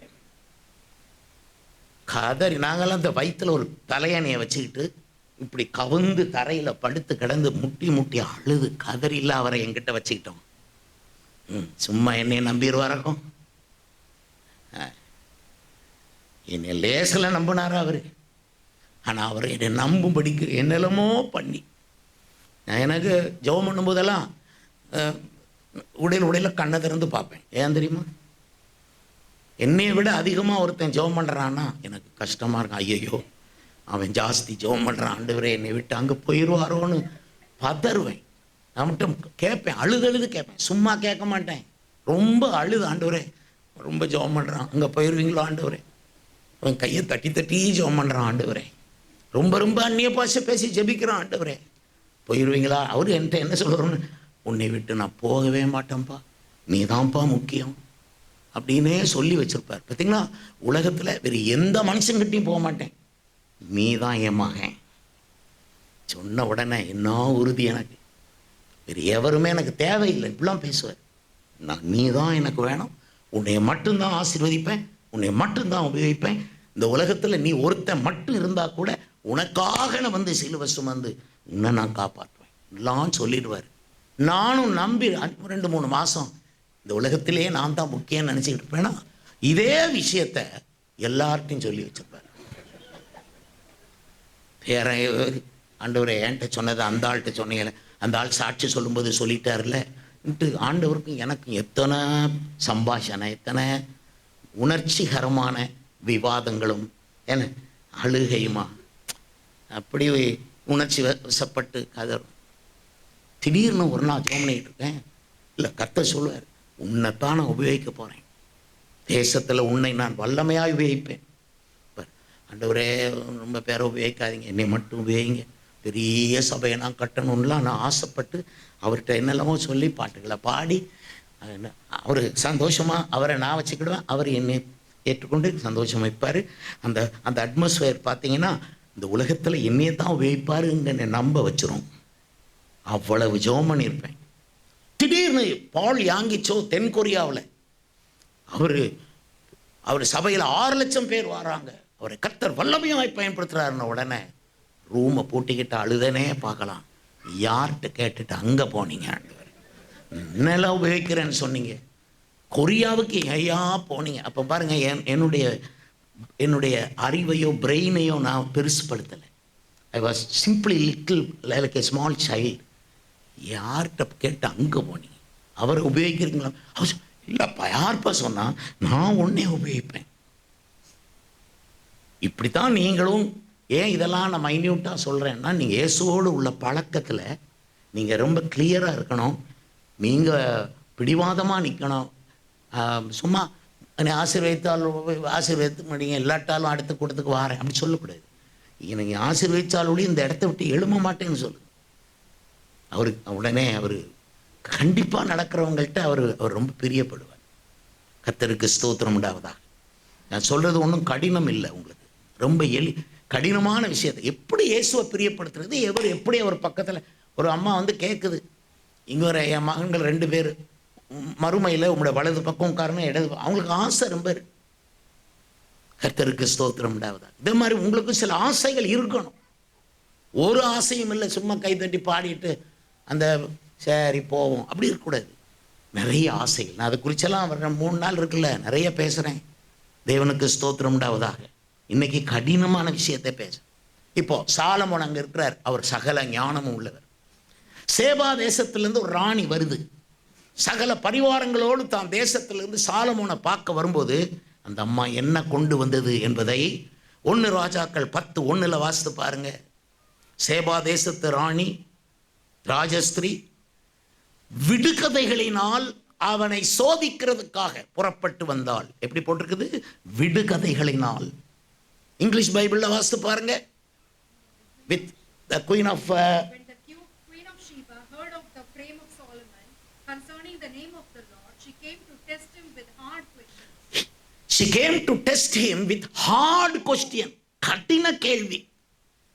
இப்போ சில உங்க லைஃப்ல கேள்விகள் இல்லாம இருக்காது. அந்த கேள்விகளில் கடினமான கேள்விகள் எது? ஒரு 3 கேள்வி எழுது. அதுக்கு பதில இந்த 3 நாள் கூட்டத்தில் எதிர்பாருங்க. உங்க லைஃப் கொஸ்டின், ஏன் எனக்கு மட்டும் இப்படி சம்பவிக்குது? ஏன் எனக்கு இது நடக்கலை? நானும் ஜோமனத்தானே செய்கிறேன், நானும் ஒரே சபையில் தானே இருக்கிறேன், இயேசு உண்மை தானே நம்பினேன், ஏன் I cannot understand what is happening. கடினமான கேள்விகள், வாழ்க்கை கேள்விகள். சில இது உபதேச கேள்விகள் இருக்கும், வேதாகம உபதேச கேள்விகள். சில கேள்விகள் ரொம்ப கடினமாக இருக்கும். அதை நீங்கள் ஒரு சபையில் இருந்தீங்கன்னா கொஞ்சம் கொஞ்சமாக தான் கர்த்தர் அதை ரிலீஸ் பண்ணுவார். ஒரே நேரம் பதில் வராது. இதுக்கு தான் சபையில் இருக்கணும். ஒரே நேரம் ரிலீஸ் பண்ண அப்புறம் உங்களுக்கு சபை தேவையில்லை, நீங்கள் வாட்டில் கிளம்பிடுவீங்களே. கேள்விகள் இருக்கா? கடினமான கேள்வி. எங்களை ஊழியக்காரங்களான்னு கேள்வி கேட்க விடாமல் ஆண்டவர் தடுத்து நிறுத்தினார். எங்களுக்கு கேள்வி இருந்தது, பட் அதை கேள்வி கேட்க விட மாட்டார். அதனால் நாங்களாம் என்ன பண்ணோம், என்ன மாதிரி நாங்கள் வளர்ந்தோம். உங்கள் கொஞ்சம் பேர் கர்த்தர் வருங்காலத்தில் வல்லமையாக பயன்படுத்த போகிறார் இங்கே கூடியிருக்கிறவங்க. அதனால தான் நான் இதெல்லாம் உங்களுக்கு சொல்கிறேன். நான் எப்படி வளர்ந்தேன் என்றால், கேள்விகள் இருந்தாலும் கேட்க மாட்டேன். ஏன்னா அவர் கர்த்தர், அவர் தம்முடைய பார்வைக்கு நலமானதை செய்வார். பட் என் கொஸ்டின்ஸை அவரே நான் சொல்லாமலே அவர் அறிந்து பதிலை மட்டும் எனக்கு கொடுப்பார். Without asking any questions, you can receive the answers. கர்த்தருக்கு ஸ்தோத்திரம். பிரியமானவர்களே, சும்மா ஆண்டவர்கிட்ட கேள்வியே கேட்டுட்டு இருக்கக்கூடாது. எப்போ பார்த்தாலும் கேள்வி கேட்குறது. மஸ்கட்டில் ஒரு வீட்டில் சாப்பாடெலாம் கொடுத்து, என்ன அவங்க நல்ல சாப்பாடு கொடுத்தாங்க, பாஸ்டரும் கூட வந்தார், ஒரு காணிக்கையும் கொடுத்தாங்க, நல்ல சாப்பாடு. பிறகு ஒரு சோஃபாலாம் இருக்கிற இடத்துல பெரிய தட்டில் பழங்கள், எல்லா பழங்களும் வெட்டி வச்சு, எனக்கு ரொம்ப சந்தோஷம் அவர் மேலே. போனேன், பழங்களில் ஒன்றை எடுத்து இப்படி தின்ன போகிறேன். அவர் உட்கார்ந்து, பாஸ்டர் எனக்கு ஒரு கேள்வி இருக்கிறது அப்படின்னார். அதோட போச்சு. பழத்தை கீழே வச்சேன். 3/4 மணி நேரம் பதில் சொல்லிக்கிட்டு இருந்தேன். அதுக்கப்புறம் மறுபடியும் பசிக்க ஆரம்பிக்குது. அந்த அளவுக்கு அவருக்கு சாப்பாடு கொடுத்து பழமெல்லாம் கொடுத்தவருடைய கேள்விக்கு பதில் சொல்லாமல் போகலாமா? மனசாட்சி உண்டுங்கிற மாதிரி நான் நினச்சிட்டு கேள்வி பதில் சொன்னால் 3/4 மணி நேரம் சொல்கிறேன். அதுக்கப்புறம் அங்கேருந்து புறப்பட்டு போயிட்டோம். 3 வருஷம் ஆச்சு. மறுபடியும் அந்த ஊரில் செய்தி கொடுக்க போகிறேன். யாரோ ஒருத்தர் என்னைய கூப்பிட்றாங்க வீட்டுக்கு சாப்பிட வாங்கன்னு. அந்த வீட்டுக்கு போகும்போது இந்த வீடு எங்கேயோ பார்த்த மாதிரி இருக்கேன்னு வருது. அந்த வீட்டுக்குள்ளே போனால் நல்ல சாப்பாடு. அதுக்கப்புறம் பழங்களை எடுத்து திங்க போகிறேன். அப்போ வந்து உட்கார்ந்தாரு. பாஸ்டர், ஒரு கேள்வி இருக்கிறது அப்படின்னா. சரி சொல்லுங்க. அப்போ தான் புரிஞ்சுக்கிட்டேன், அட்டாட்ட 3 வருஷத்துக்கு முந்தி வந்த அதே ஆளில் இவர்கிட்ட கொஞ்சம் கேர்ஃபுல்லாக நடக்கணும், இல்லைன்னா நம்ம டைம் எல்லாம் போயிடும், பசிக்க ஆரம்பிச்சிடும் அப்படின்ட்டு நினச்சிக்கிட்டு இருக்கிறேன். அவர் 3 வருஷத்துக்கு முந்தி என்ன கேள்வியை கேட்டாரோ அதே கேள்வியை திரும்ப கேட்குறார். அப்போ இது ஒரு லூஸ்தனமான ஒரு தன்மை தானே? இது ஒரு இப்போ வாங்க இன்னொரு நாளைக்கு பைத்தியம்ங்கிற தலைப்பில் பேசுகிறேன். என்னைக்கு நாளைக்கு ஒருவேளை நாளைக்கு பேசலாம். விசுவாசிகளுடைய பைத்தியம் என்ன சதவீதம் இருக்குன்னுலாம் நான் காட்டும். அப்போது இது வந்து கடின கேள்விகளாக இருந்தால் பரவாயில்ல, நாங்கள் பதில் சொல்லலாம். சரியா? உத்தமமாக இருந்தேனே, எனக்கு ஏன் இது நடக்கு? அப்போ எங்களை ஆண்டவர் எப்போ வளர்த்தாருன்னா, ஏனென்று கேட்க உரிமை இல்லை, எதையும் தாங்கும் இதயம். இந்த மாதிரி தான் எங்களை நடத்தினார். அது நடராஜ முதலியார் முன்பு பாடுவார், ஏனென்று கேட்க உரிமை இல்லையே, எதையும் தாங்கும் ஓர் இதயம் தாரும். பாருங்க, ஏனென்று கேட்க உரிமை இல்லை. நிறைய விஷயங்களை நான் ஏன்னு கேட்க மாட்டேன். இப்படி கம்முன்னு உட்காந்து அழுதுகிட்டு தான் இருப்பேன். அழுதாலும் கண்ணீரை துடைக்க மாட்டேன். எனக்கு ஆசையாக இருக்கும், அவர் வந்து துடைக்கட்டுமே. என் முதலாளி அவர் தானே, எஜமானன் அவர் தானே, எங்கள் அப்பா அவர் தானே, அம்மாவும் அவர் தானே, வந்து துடைக்கட்டும் அப்படின்னு. சில வேளை துடைக்க மாட்டார். சில வேளை கேள்விகளுக்கு பதில் கிடைக்காது. ஆனாலும் அவரை நம்பின நம்பிக்கையை விட்டு ஒரு சொட்டு இறங்காமல் கூட கொஞ்சம் ஏறிடுவேன். இப்படித்தான் நீங்கள் வாழணும். உன் கேள்விகள் எல்லாத்துக்கும் பதில் கிடைக்காட்டாலும் இயேசுவை நீ இறுக பிடித்து கொள்ளணும். சும்மா நிறைய கேள்வியை கேட்கக்கூடாது. சவுலுங்கிறவன் 2 கேள்வி கேட்டான், நீர் யார்?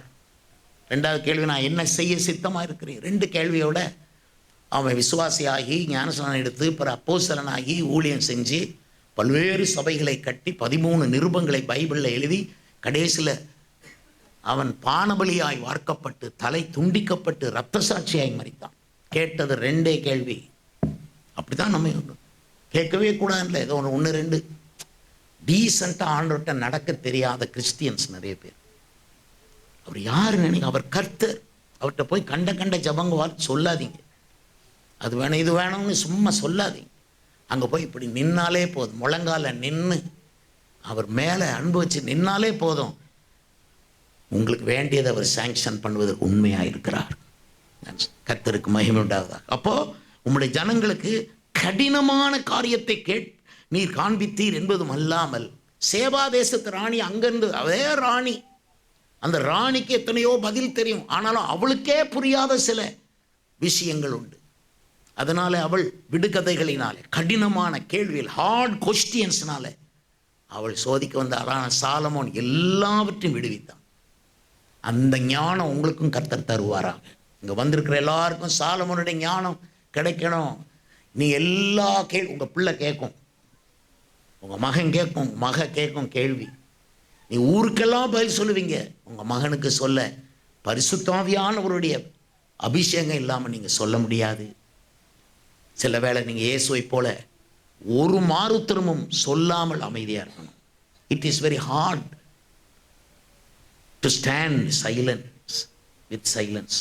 நீ அமைதியாக, உனக்கு தெரியும், பதில் தெரிஞ்சால் கூட சொல்ல விட மாட்டார், அமைதியாக.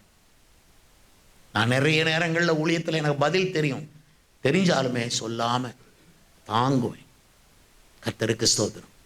கர்த்தர் இயேசு பிலாத்து கேட்குற ஒவ்வொரு கேள்விக்கும் அவர் பதில் சொல்லிகிட்டு இருக்கல. ஒரே ஒரு கேள்விக்கு தான் சொன்னார். இதெல்லாம் அவர் மாறுத்தரம் ஒன்றும் சொல்லாமல் அவர் பேசாமல் இருந்ததுனாலே பிலாத்து ஆச்சரியப்பட்டான். அதுக்காக இயேசுக்கு ஒன்றும் தெரியாது நினையாதீங்க. அதுக்காக பரிசுத்தாய் பெற்ற விசுவாசிகளுக்கு ஒன்றும் தெரியாதுன்னு இந்த உலகம் நினைக்கக்கூடாது. You have all the answers. நீ இயேசுவை உடையவன், எல்லா கேள்விகளுக்கும் பதிலை உடையவன். Jesus is the answer. சொல்லுங்க ஒரு முறை, ஜீசஸ் இஸ் தி ஆன்சர். சொல்லுங்க ஒரு முறை, ஜீசஸ் இஸ். பஸ் ஒரே குழப்பமாக இருக்குது இந்த கேள்விக்கு பதில் எதுக்கு? இயேசுவின் பாதத்தில் போய் விழுங்க, அவர் ஏற்ற விழுங்க பதிலை கொடுக்குறாரு. உங்களை அந்த விஷயத்தில் கைவிடவே மாட்டார். தேவனுக்கு ஸ்தோத்திரம் உண்டாவதாக. அருமையானவர்களே, வசனத்தை வாசித்து பாருங்க. உபாகமம் 1:17. இது மோசேனுடைய விஷயம். நீங்கள் கொஞ்சம் விரைவாக நானும் பேசணும், உங்களுக்காக ஜெபம் பண்ணணும். ஆக்சுவலி நான் பேசும்போதே உங்களுக்காக ஜெபம் பண்ணிக்கொண்டே இருக்கிறேன். நியாய தீர்ப்பு தேவனுடையது. அதுக்கப்புறமும் அங்கே சொல்கிறாரு, உங்களுக்கு கடினமாயிருக்கும் காரியத்தை என்னிடத்தில் கொண்டு வாருங்கள், நான் அதை கேட்பேன். இது மோசே சொல்கிறாரு. ஆனால் இது உண்மையிலே கர்த்தர் சொல்கிற ஒரு வார்த்தையாக இன்று மாலைவில் நாம் எடுக்க வேண்டும். நேரடியாய் உங்களோடு கூட கர்த்தர் பேசுகிறார். அவர் சொல்லும்போது, உங்களுக்கு கடினமாயிருக்கும் காரியத்தை என்னிடத்தில் கொண்டு வாருங்கள், நான் அதை கேட்பேன். அதனால தான் நான் ஃபஸ்ட்டு ஜெபம் பண்ணிடுறேன். தேவனாகிய கர்த்தர் அதை கேட்டிருக்கிறார். கைத்தட்டி கர்த்தரை துதியுங்கள், அவர் அதை கேட்டிருக்கிறார். எல்லாரும் கைத்தட்டி துதியுங்கள். இயேசுவே ஸ்தோத்திரம், இயேசுவே ஸ்தோத்திரம் சொல்லிக்கொண்டே கைத்தட்டுங்கள். இயேசுவேன்னு சொல்லிக்கொண்டே கைத்தட்டுங்கள். இயேசுவே இயேசுவே. எப்போ கைத்தட்டினாலும் இயேசுவே இயேசுவேன்னு அவர் ஜெபத்தை கேட்டார். உனக்கு கேள்விகளுக்கெல்லாம் பதிலை கொடுத்தார். ஆமென் ஆமென். இயேசுவே உமக்கு ஸ்தோத்திரம், இயேசுவே உமக்கு ஸ்தோத்திரம். பிரியமானவர்களே, உங்களுக்கு கடினமாயிருக்கும் காரியத்தை கொண்டு வாங்க. சபைக்கு வரும்போதே எழுதி வச்சு கொண்டாங்க. இப்போ இது முதல் நாள் ஸ்பெஷல் மீட்டிங். 3வது நாள் உங்கள் ஜெப குறிப்புகள் எல்லாம் வாங்குவேன். இப்போ எப்போவுமே அதை நான் செஞ்சுருக்கிறேன் இந்த சபையில். உங்களுக்கு எது கடினமாய் தெரிகிறதோ 2 முக்கிய விஷயத்தை எழுதுங்க. எழுதி உங்கள் பேரை மேலே எழுதுங்க. அவ்வளோத்தையும் கொண்டு வாங்க. காணிக்கை சேகரிக்கிற மாதிரி அந்த ஜெப குறிப்புகளை சேகரிக்க இங்கே ஒரு பெரிய பெட்டியோ ஒன்றையோ நம்ம ஏற்படுத்தி வைப்போம். நீங்கள் சொன்ன உடனே டக்கு டக்குன்னு சும்மா எழுதாங்க. போய் யோசித்து எழுதுங்க. உண்மையிலே எது கடினமானது, உண்மையிலே எந்த விஷயத்தில் தேவனுடைய உதவி உங்களுக்கு தேவை, கர்த்தர் அதை செய்வார். நான் ஒரு மரம் நட்டினேன் சின்ன வயசில், கொஞ்சம் காலத்துக்கு முந்தைய. அந்த மரம் நட்டி தண்ணி ஊற்றினேன், உரம் போட்டேன், சுற்றி நிலமும் அலங்காரமெல்லாம் பண்ணி எல்லாம் பண்ணேன். மரம் வளர மாட்டேன். இவ்வளோ தண்ணி ஊற்றி பார்க்குறேன். எனக்கு ஆசை இப்படி வளர்க்கணும். வெண்டைக்காய் செடி வளர்த்தேன் ஒரு நாள், ஒரே ஒரு வெண்டைக்காய் செடி. பிறகு என்ன பண்ணேன், இதெல்லாம் சுவாரஸ்ய கதைகள். அந்த வெண்டைக்காய் வளரும்போது எனக்கு அந்த எனக்கு நான் வளர்த்த செடி அப்படி வருது. நான் தான் சிருஷ்டிகர் மாதிரியே தோணுது. அந்த செடி இலையை உண்டாக்குனது நான் தான், எனக்கு தண்ணி ஊற்றுனது நான் அப்படி பண்ண அது வளர்ந்து வருது. திடீர்னு ஒரு பூ வந்தது மஞ்சளில். பிறகு பார்த்தா அந்த ஒரு வெண்டைக்காய் அப்படியே வருது. தினம் காலையில் எலும்புனோன்னு வெண்டைக்காயை போய் பார்ப்பேன். நம்ம உண்டாக்குன வெண்டைக்காய் இல்லவா, அது வருது கொஞ்சம் கொஞ்சம் நீண்டு வருது. பிறகு ஒரு நாள் காலையில் ஓடினேன். எனக்கு ஒரு சந்தேகம், யாரும் பறிச்சுட்டு போயிடக்கூடாது. உடனே என்ன பண்ணேன், வெண்டைக்காய் செடிக்கு அடியில் படுத்துக்கிட்டு அவுக்குன்னு தின்னு முடிச்சிட்டேன். இதே மாதிரி மரத்தை நட்டினா அது வளரலை. என்னடா வளர மாட்டேங்குன்னு எனக்கு ஒன்றும் புரியல. பிறகு கடப்பாறை எடுத்து கொஞ்சம் அப்படியே கிளறி தோண்டி பார்த்தா அந்த மரத்துக்கு கீழே பெரிய பாறை, ரொம்ப கடினமான ஒன்று கீழே இருக்குது. உங்கள் லைஃபுக்கு கீழே தான் சொல்கிறேன். உன் லைஃப்பில் நீ எட்ட வேண்டிய இதை எட்ட முடியாமல் இருக்கிறதுக்கு காரணமே ஒரு பெரிய பாறை ஒன்று கீழே கிடக்கு. அந்த பாறை உருட்டி தள்ளப்படணும். அந்த பாறையை ஆண்டவர் உடைக்கணும். சரி, இன்னொரு உதாரணம் சொல்கிறேன் உங்களுக்கு. நீங்கள் ஏசாயா 11ஆம் அதிகாரம் 15ஆம் வசனத்தை வாசியுங்கள். ஏசாயா புஸ்தகம் 11ஆம் அதிகாரம் 15ஆம் வசனம் கட்டாயம் நீங்கள் வாசிங்க. கட்டாயம் உங்கள் லைஃபுக்கு எடுத்துக்கொள்ளுங்க. ஏசாயா 11:15 என்ன சொல்லியிருக்கிறது? கர்த்தர் தாமே தம்முடைய வலுமையான காற்றினால் அந்த காற்றை வீச செய்து, அந்த நதியின் மேல் காற்றை வீச செய்து, அந்த நதியை 7 ஆறுகளாக பிரித்து ஜனங்கள், தேவ ஜனங்கள் கால் நனையாமல் அந்த நதியை கடக்க பண்ணினார். இப்போ நிமிர்ந்து கவனிங்க, என்னது அங்கே இருக்குது? பெரிய நதி. அந்த நதியை தேவ ஜனங்கள் கடக்க முடியாது. நீ என்ன யோசித்தாலும் உன் லைஃபுக்கு முன்னால் இருக்க ஒரு பெரிய நதியை நீ கடக்க முடியாது. நீ உன் திறமையை யூஸ் பண்ணு, உன் தாளந்துகளை யூஸ் பண்ணுவோம், உன் சொந்தக்காரங்களாம் கூப்பிட்டு அவங்களோட ஒத்தாசையும் கேட்டுப்பாரு. You will not be able to cross that big river. இந்த ரிவர் ஒவ்வொருவருக்கும் வரும். This is the situation. உங்களுக்கு அந்த ரிவர் உங்களுக்கு முன்னால இருக்கு, உங்களால கடக்க முடியாத நதி. இப்ப கர்த்தர் என்ன செய்கிறார்? தம்முடைய வலிமையான காற்றை அனுப்புகிறார். பெந்தேகோஸ்தே நாளிலே வலிமையான காற்றாக ஆவியானவர் இறங்கினார். ஆமென்னு சொல்லுங்க. இன்னொரு தடவை ஆமென்னு சொல்லுங்க. வலிமையான காற்று, காற்றை அடிக்க செய்து நதியை 7 ஆறுகளாக பிரித்து, பாருங்க, பெரிய நதியை கடக்க முடியாது, அது 7 சின்ன ஸ்ட்ரீம்ஸா, சின்ன சின்ன நதியாக அவர் பிரித்து அப்படி விட்டுறார். 7 நதியா பிரித்து விட்ட உடனே நீங்கள் கால் நனையாம எளிதாய் கடக்க முடியும். அதாவது நீங்க தண்ணிக்குள்ளேயே கால் வைக்க வேண்டாம், குதிச்சு தாண்டிடலாம். ஏன்னா அதை சின்ன சின்ன ஸ்ட்ரீம்ஸ் ஆக்கிடுறார். உங்க லைஃப்ல பெரிய நதி, பெரிய சோதனை ஆகிய பெரிய வெள்ளம், நீங்க கடக்க முடியாம திகச்சு நிக்கிறீங்களா? பெரிய பிரச்சனை பாஸ்டர், என்னால முடியல. உன்னால முடியாது. ஆனா கர்த்தர் தம்முடைய வலிமையான ஆவி அபிஷேகத்தை அனுப்புகிறார். அபிஷேகத்தை அனுப்புகிறார். இப்பொழுது அபிஷேகத்தை அனுப்புகிறார். ஹல்லேலூயா. அவர் அபிஷேகத்தை அனுப்புகிறார். ஒரு பரிசுத்த ஆவியின் வலிமையான காற்று. Sometimes we can feel the great wind, sometimes we will not feel. நாம் பரிசுத்த நடவாமல் விசுவாசத்தை நடக்கிறோம். Sometimes we will not be able to feel the wave of the Holy Ghost. ஆனா அவர் நதியை 7 ஆறுகளாக பிரிப்பார், சின்ன சின்ன ஸ்ட்ரீம்ஸா பிரிப்பார். நீங்க குதிச்சு தாண்டி போயிருவீங்க. உன் பெரிய பிரச்சனை 7 துண்டா உடைய போகுது. ஹல்லேலூயா. உனக்கு ஒரு பெரிய பாறை கிடக்குது, தூக்கி பாரு. பாறையை நீ தூக்க முடியாது, அசைக்கவும் முடியாது. ஆனா நம்முடைய கர்த்தர் அல்லேலூயா அது 7 சின்ன சின்ன துண்டா உடைச்சு போட்ட உடனே நீங்க என்ன செய்யுங்க? தூக்கி அங்க வீசுறீங்க, தூக்கி இங்க வீசுறீங்க, கடந்து அழகாக அந்த இது 7 ஆறுகள், 7 சின்ன சின்ன ஸ்ட்ரீம்ஸா, பெரிய பாறையை சின்ன சின்ன துண்டுகளா, பெரிய பிரச்சனையை சின்ன சின்ன துண்டுகளா, பெரிய பொருளாதார கடன் அதை சின்ன சின்ன துண்டா உழைச்சி உங்களுக்கு ஆண்டவர் வெற்றியை கொடுக்க போறார். அப்ப நீங்க கை தட்டாம சும்மா இருக்கலாமா? இயேசுவே இயேசுவேன்னு கை தட்டுவோமா? சொல்லுங்க. கால் upon the name of Jesus. Call upon the name of Jesus. இயேசுவே இந்த காரியத்தை நீ செய்யணும். அப்பா, பெரிய நதியின் மேல் வலிமையான காற்றாக, ஆமென், ஆவியானவரே இறங்கும் இறங்கும். ஆண்டவரே அதை சின்னதாக்கும். ஆண்டவரே 7 துண்டுகளாக ஆக்கும். ஆண்டவரே ஒரு வழியாய் வருவார்கள், அவர்கள் 7 வழியாய் ஓடி போவார்கள். நீ சொல்லவில்லையா? ரப்பா கத்தாலா கமாக்காரா 7 வழியாய் ஓடி போவார்கள் நீ சொன்னீரே. அதனால அப்படி செய்யும் ஆண்டவரே. Please do it right now. இப்பொழுது செய்வீராக. Thank you Lord. நன்றி ஆண்டவரே. ஸ்தோத்திரம். ஆமென். தாவீது ரொம்ப நல்ல பக்தன், பரிசுத்தவான். பரிசுத்தாவி அவருக்கு வந்துட்டு தைல கொம்பை எடுத்து சாமுவேல் ஊட்டின உடனே அவர் ராஜா ஆயிட்டார். பரலோக கண்களுக்கு முன்பு தாவீது ராஜா ஆயிட்டார். Anointed man. ஆனா அவர் சொல்ற ஸ்டேட்மெண்ட்டை நீங்க வாசித்து பாருங்க. 2 சாமுவேல் புஸ்தகத்துல வாசிக்கிறீங்களா?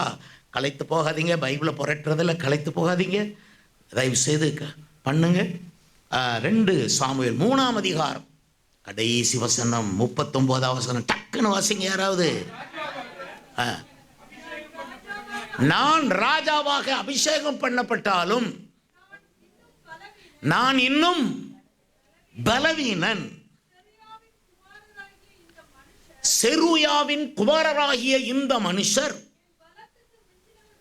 எப்படி என் பலத்துக்கு மிஞ்சினவர்களா இருக்கிறார்கள்.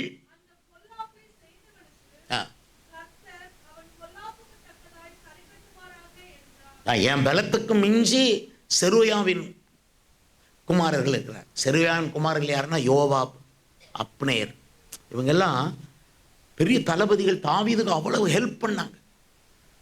தாவீதுக்கு ஹெல்ப் பண்றதுலே பண்ணாங்க. ஆனா they were trying to overtake David. தாவீதை ஓவர்டேக் பண்ணி தாவீதை ஏதாவது ஒரு மடக்கலாம்ங்கிறதுக்காகவே வந்து இவங்க அடிப்படை வேலை செய்யறாங்க. வேறு எவராலும் கண்டுபிடிக்க முடியாது. ஆனால் பரலோகம் கண்டுபிடிச்சு வச்சிருச்சு. அதை தாவீதுக்கு வெளிப்படுத்திருச்சு. தாவீது சொல்றான், இவங்க என் கூட தான் இருக்கிறாங்க, ஆனால் அவர்கள் என்னுடைய பலத்துக்கும் மிஞ்சினவர்கள். இதே போல உங்க லைஃப்ல இருக்கும். உங்க பலத்துக்கு மிஞ்சினவர்களை நீங்க சந்திக்க வேண்டியது வரும். நான் அபிஷேகம் பட்டிருந்தாலும் நான் இன்னும் இந்த விஷயத்தில் நான் வீக்காக தெரியுது. I feel my self very weak. நான் பாஸ்டர் பாருங்க, நான் சபை நடத்தும் போது எனக்கு நிறைய பேர் அனுகூலமாக உதவி செய்ய வந்தாங்க. ரொம்ப எனக்கு சப்போர்ட் பண்ணுற மாதிரிலாம் பேசுவாங்க. நான் வந்து சின்ன பிள்ளை மாதிரி என்னை ஆக்கிட்டார். ரட்சிக்கப்பட்ட உடனே குழந்தை மாதிரி ஆக்கிட்டார். எல்லாரையும் நம்புவேன். அவங்க நம்மகிட்ட வந்து கேம் விளையாடுவாங்க, எனக்கு இது தெரியாது. அதனால் நம்ம மனசு சுத்தமாக இருந்தனால கர்த்தர் நம்மளை அந்த அந்த அந்த கடினமான மனிதர்கள் கையிலிருந்து என்னை காப்பாற்றினார். புரியுதா உங்களுக்கு? உங்கள் லைஃப்பில் அப்படி இருக்கும், கடினமான மனிதர்கள் இருக்கும். சில வேளை பாஸ்டர் கடினமான மனிதர்கள் வேறு எங்கேயும் இல்லை பாஸ்டர், என் மாப்பிள்ளை தான் அது பாஸ்டர், என் மாப்பிள்ளை இருக்காரே, ஐயோ ரொம்ப கடினம் பாஸ்டர். ஒரு நாள் கண்ணீரோடு அவர் ஜெபிச்சதை நான் பார்க்கவே இல்லை பாஸ்டர். மனுஷன் அடங்குறது இல்லை, அடக்குவாரே தவிர அவர் அடங்குவதில்லை. கர்த்தருக்கு பயம் இந்த மாதிரி தெரியல, உங்களுக்கு தெரியல. அவர் உள்ளுக்கு கர்த்தருக்கு பயப்படுவார், ஆனால் உங்கள்கிட்ட விளையாட்டு காட்டுறாரு அவர். இது சிலருக்கு சொல்கிறேன், உன் கணவரை நீ சாதாரணமாக நினைக்காத. வெளியில் அசட்டை பண்ணுவார், உள்ளுக்கு கர்த்தருக்குரிய பயம் இருக்குது. நீ உன் கணவனை அவர் அசட்டை பண்ணுறாரேன்னு நீ அசட்டை பண்ணால் இவ்வளோ பெரிய சாட்டையை கையில் எடுத்துருவார் கர்த்தர். அடி வாங்குறது பிறகு நீங்களாக இருப்பீங்க. அவர் நல்ல மனுஷன். Is not a hard man, but சாசு ஒரு தோரணையை பண்ணி, உன் புருஷன் ரொம்ப கஷ்டம், நீ அவனுக்கு ஜெபம் பண்ணுறது தயவு செய்து நிறுத்து, ப்ளீஸ் ஸ்டாப் இட் அப்படின்லாம் பிசாசு சொல்லி கொடுப்பான். நீங்கள் கணவருக்கா அவன் பரவாயில்ல, இவ்வளோ நாள் ஜெபம் பண்ணியிருப்பேன், இதுக்கு மேலெலாம் ஜெபம் பண்ண முடியாது நமக்கு அப்படின்னு விட்டுருப்பீங்க. ஏன்னா இன்னைக்கு கர்த்தருடைய வார்த்தை வருது, உங்கள் கணவர் அவ்வளவு பொல்லாதவர் அல்ல. நான் என்ன சொல்கிறேன்னா, இயேசுவால் மாற்ற முடியாத ஒரு மனுஷன் பூமியில் கிடையாது, இயேசுவால் திருத்த முடியாத ஒரு ஆள் பூமியில் கிடையாது. எந்த டஃப்பான மனிதனையும் ஆண்டவர் இயேசு மடக்குவார். அவன் சவுளை போல இருந்தாலும் போகிற வழியிலே மடக்கி தரையில் விழ பண்ணுவார். கண்கள் குருடாகி அவன் கீழே விழுந்தான் பாருங்கள். எனக்கு ரொம்ப ஆசை, ஆண்டவரே எங்கள் கூட்டத்தில் யாராவது டஃப் பீப்புள் இருந்தானா இந்த நேம் ஆஃப் ஜீசஸ் அப்படின்னு ஒன்று அத்தனையும் குருடாகி அப்படியே தடவிட்டு கூட்டம் முடிஞ்சு போகிற வரைக்கும், நான் வர்ற வரைக்கும் அவங்க குருடனாகவே இருக்கணும். நான் என்ன பண்ணேன், லேசில் வரமாட்டேன், நான் போய் வீட்டில் போய் படுத்து தூங்கிட்டு 3 நாள் கழிச்சு, ஏன்னா அவர் 3 நாள் கழிச்சான கண்ணு திறந்தது, 3 நாள் கிடக்கட்டும், அவனும் குருடனாக அலையட்டும் கொஞ்சம். அவன் குருடாக இருக்கிறதுனால அவன் எங்கேயும் போக மாட்டான், டிவி பார்க்க மாட்டான், ஃபோனை கூட பார்க்க மாட்டான், அவன் இயேசுவே இயேசுவேன்னுட்டு உட்காந்துருப்பான். எனக்கு ரொம்ப ஆசையாக இருக்கும். அப்போ நம்ம வாழ்போஸில் என்ன போடணும், காண்கிறவர்கள் குருடாகிறார்கள், பாஸ்டர் ரத்னபால் பேசுவார், ஜெபிப்பார். நல்லா இருக்குல்ல இந்த விஷயம்? என்ன எனக்கு ஆசையாக இருக்குது, சும்மா இல்லை, எனக்கு தருவார் பாருங்க, தருவார் பாருங்க. இங்கே ஏன்னா யாராவது ஒரு மாதிரி இருந்தீங்க, ஏசு நாமத்தில் உடனே கண்ணெல்லாம் குருடாயிரும். இன்னும் எனக்கு இன்னொரு ஆசை இருக்குது பாருங்க. யெரொபெயாம்ங்கிற ராஜா, அவர் இஸ்ரவேலின் ராஜா, சிங்காசனில் உட்காந்துருக்கார். அப்போ தீர்க்கதரிசி மிகாயா அந்த பக்கம் வர்றார். வந்து இந்த யெரொபெயாம் ஒரு தப்பான பலிபீடத்தை கட்டி வச்சுக்கிட்டு மக்களை அதை நோக்கி சோரம் போகும்படி ஏற்பாடு பண்ணி கொண்டிருக்கும். கர்த்தர் தீர்க்கதரிசி அனுப்பிட்டார். தீர்க்கதரிசி வந்த உடனே, நீர் செய்தது தவறு, நீர் அந்த பலிபீடத்தை கட்டினது தவறு, நீர் கர்த்தருக்கு விரோதமாக இதை செய்தீர் அப்படின்னு அவன் கண்ணா பண்ணான்னு பேசணும். நான் சொன்னது சரி என்று இருக்குமானால் இந்த பலிபீடம் வெடித்து சிதறும், அதில் உள்ள சாம்பல் கொட்டுண்டு போகும் என்று கர்த்தர் சொல்லுகிறார்னு சொன்ன உடனே சிங்காசனத்தில் உட்கார்ந்திருந்த யெரொபெயாம், அவனை பிடியுங்கள் அப்படின்னா பாருங்க, கை நின்றுக்குச்சு, இப்படியே நிற்குது. அவனை பிடி, ஊழியக்காரனுக்கு விரோதமாக கை, அவனை பிடியுங்கள். எனக்கு இது ரொம்ப ரொம்ப ஆசை, ரொம்ப ஆசை. ஏதாவது செய்தால் கை அப்படியே நின்று. பாஸ்டர் வந்து சபை முடித்து கடைசியில் வந்து அவர் தலையில் கை வச்சு ஜெபம் பண்ண பிறகு தான் கை நேரம் வரணும். இந்த ஆசையெல்லாம் நிறைவேற ஜெபம் பண்ணுங்க ஐயா. ஒரு தடவை சொன்னேன், ஆண்டவரே அனனியா சப்பிரால பேதுரு அதை சொன்ன உடனே விழுந்து செத்தாங்களே ஆண்டவர், எனக்கு அந்த வரம் வேண்டும். அப்போ ஆண்டவர் சொன்னார், உன் சபையில் யாருமே இருக்க மாட்டாங்க, நீ எல்லாரையும் விட கொண்டு போட்டுக்கிட்டு இருப்ப, உனக்கு எது வரம் தேவையோ அதுதான் கொடுப்பேன். இந்த மாதிரி தான் எனக்கு ரொம்ப ஆசையாக இருக்கும். பிரதர், ஆசைப்பட்டா நமக்கு இந்த கை நிற்க அது நடக்காட்டாலும் இன்னொரு பக்கம் கை சுகமாகும்.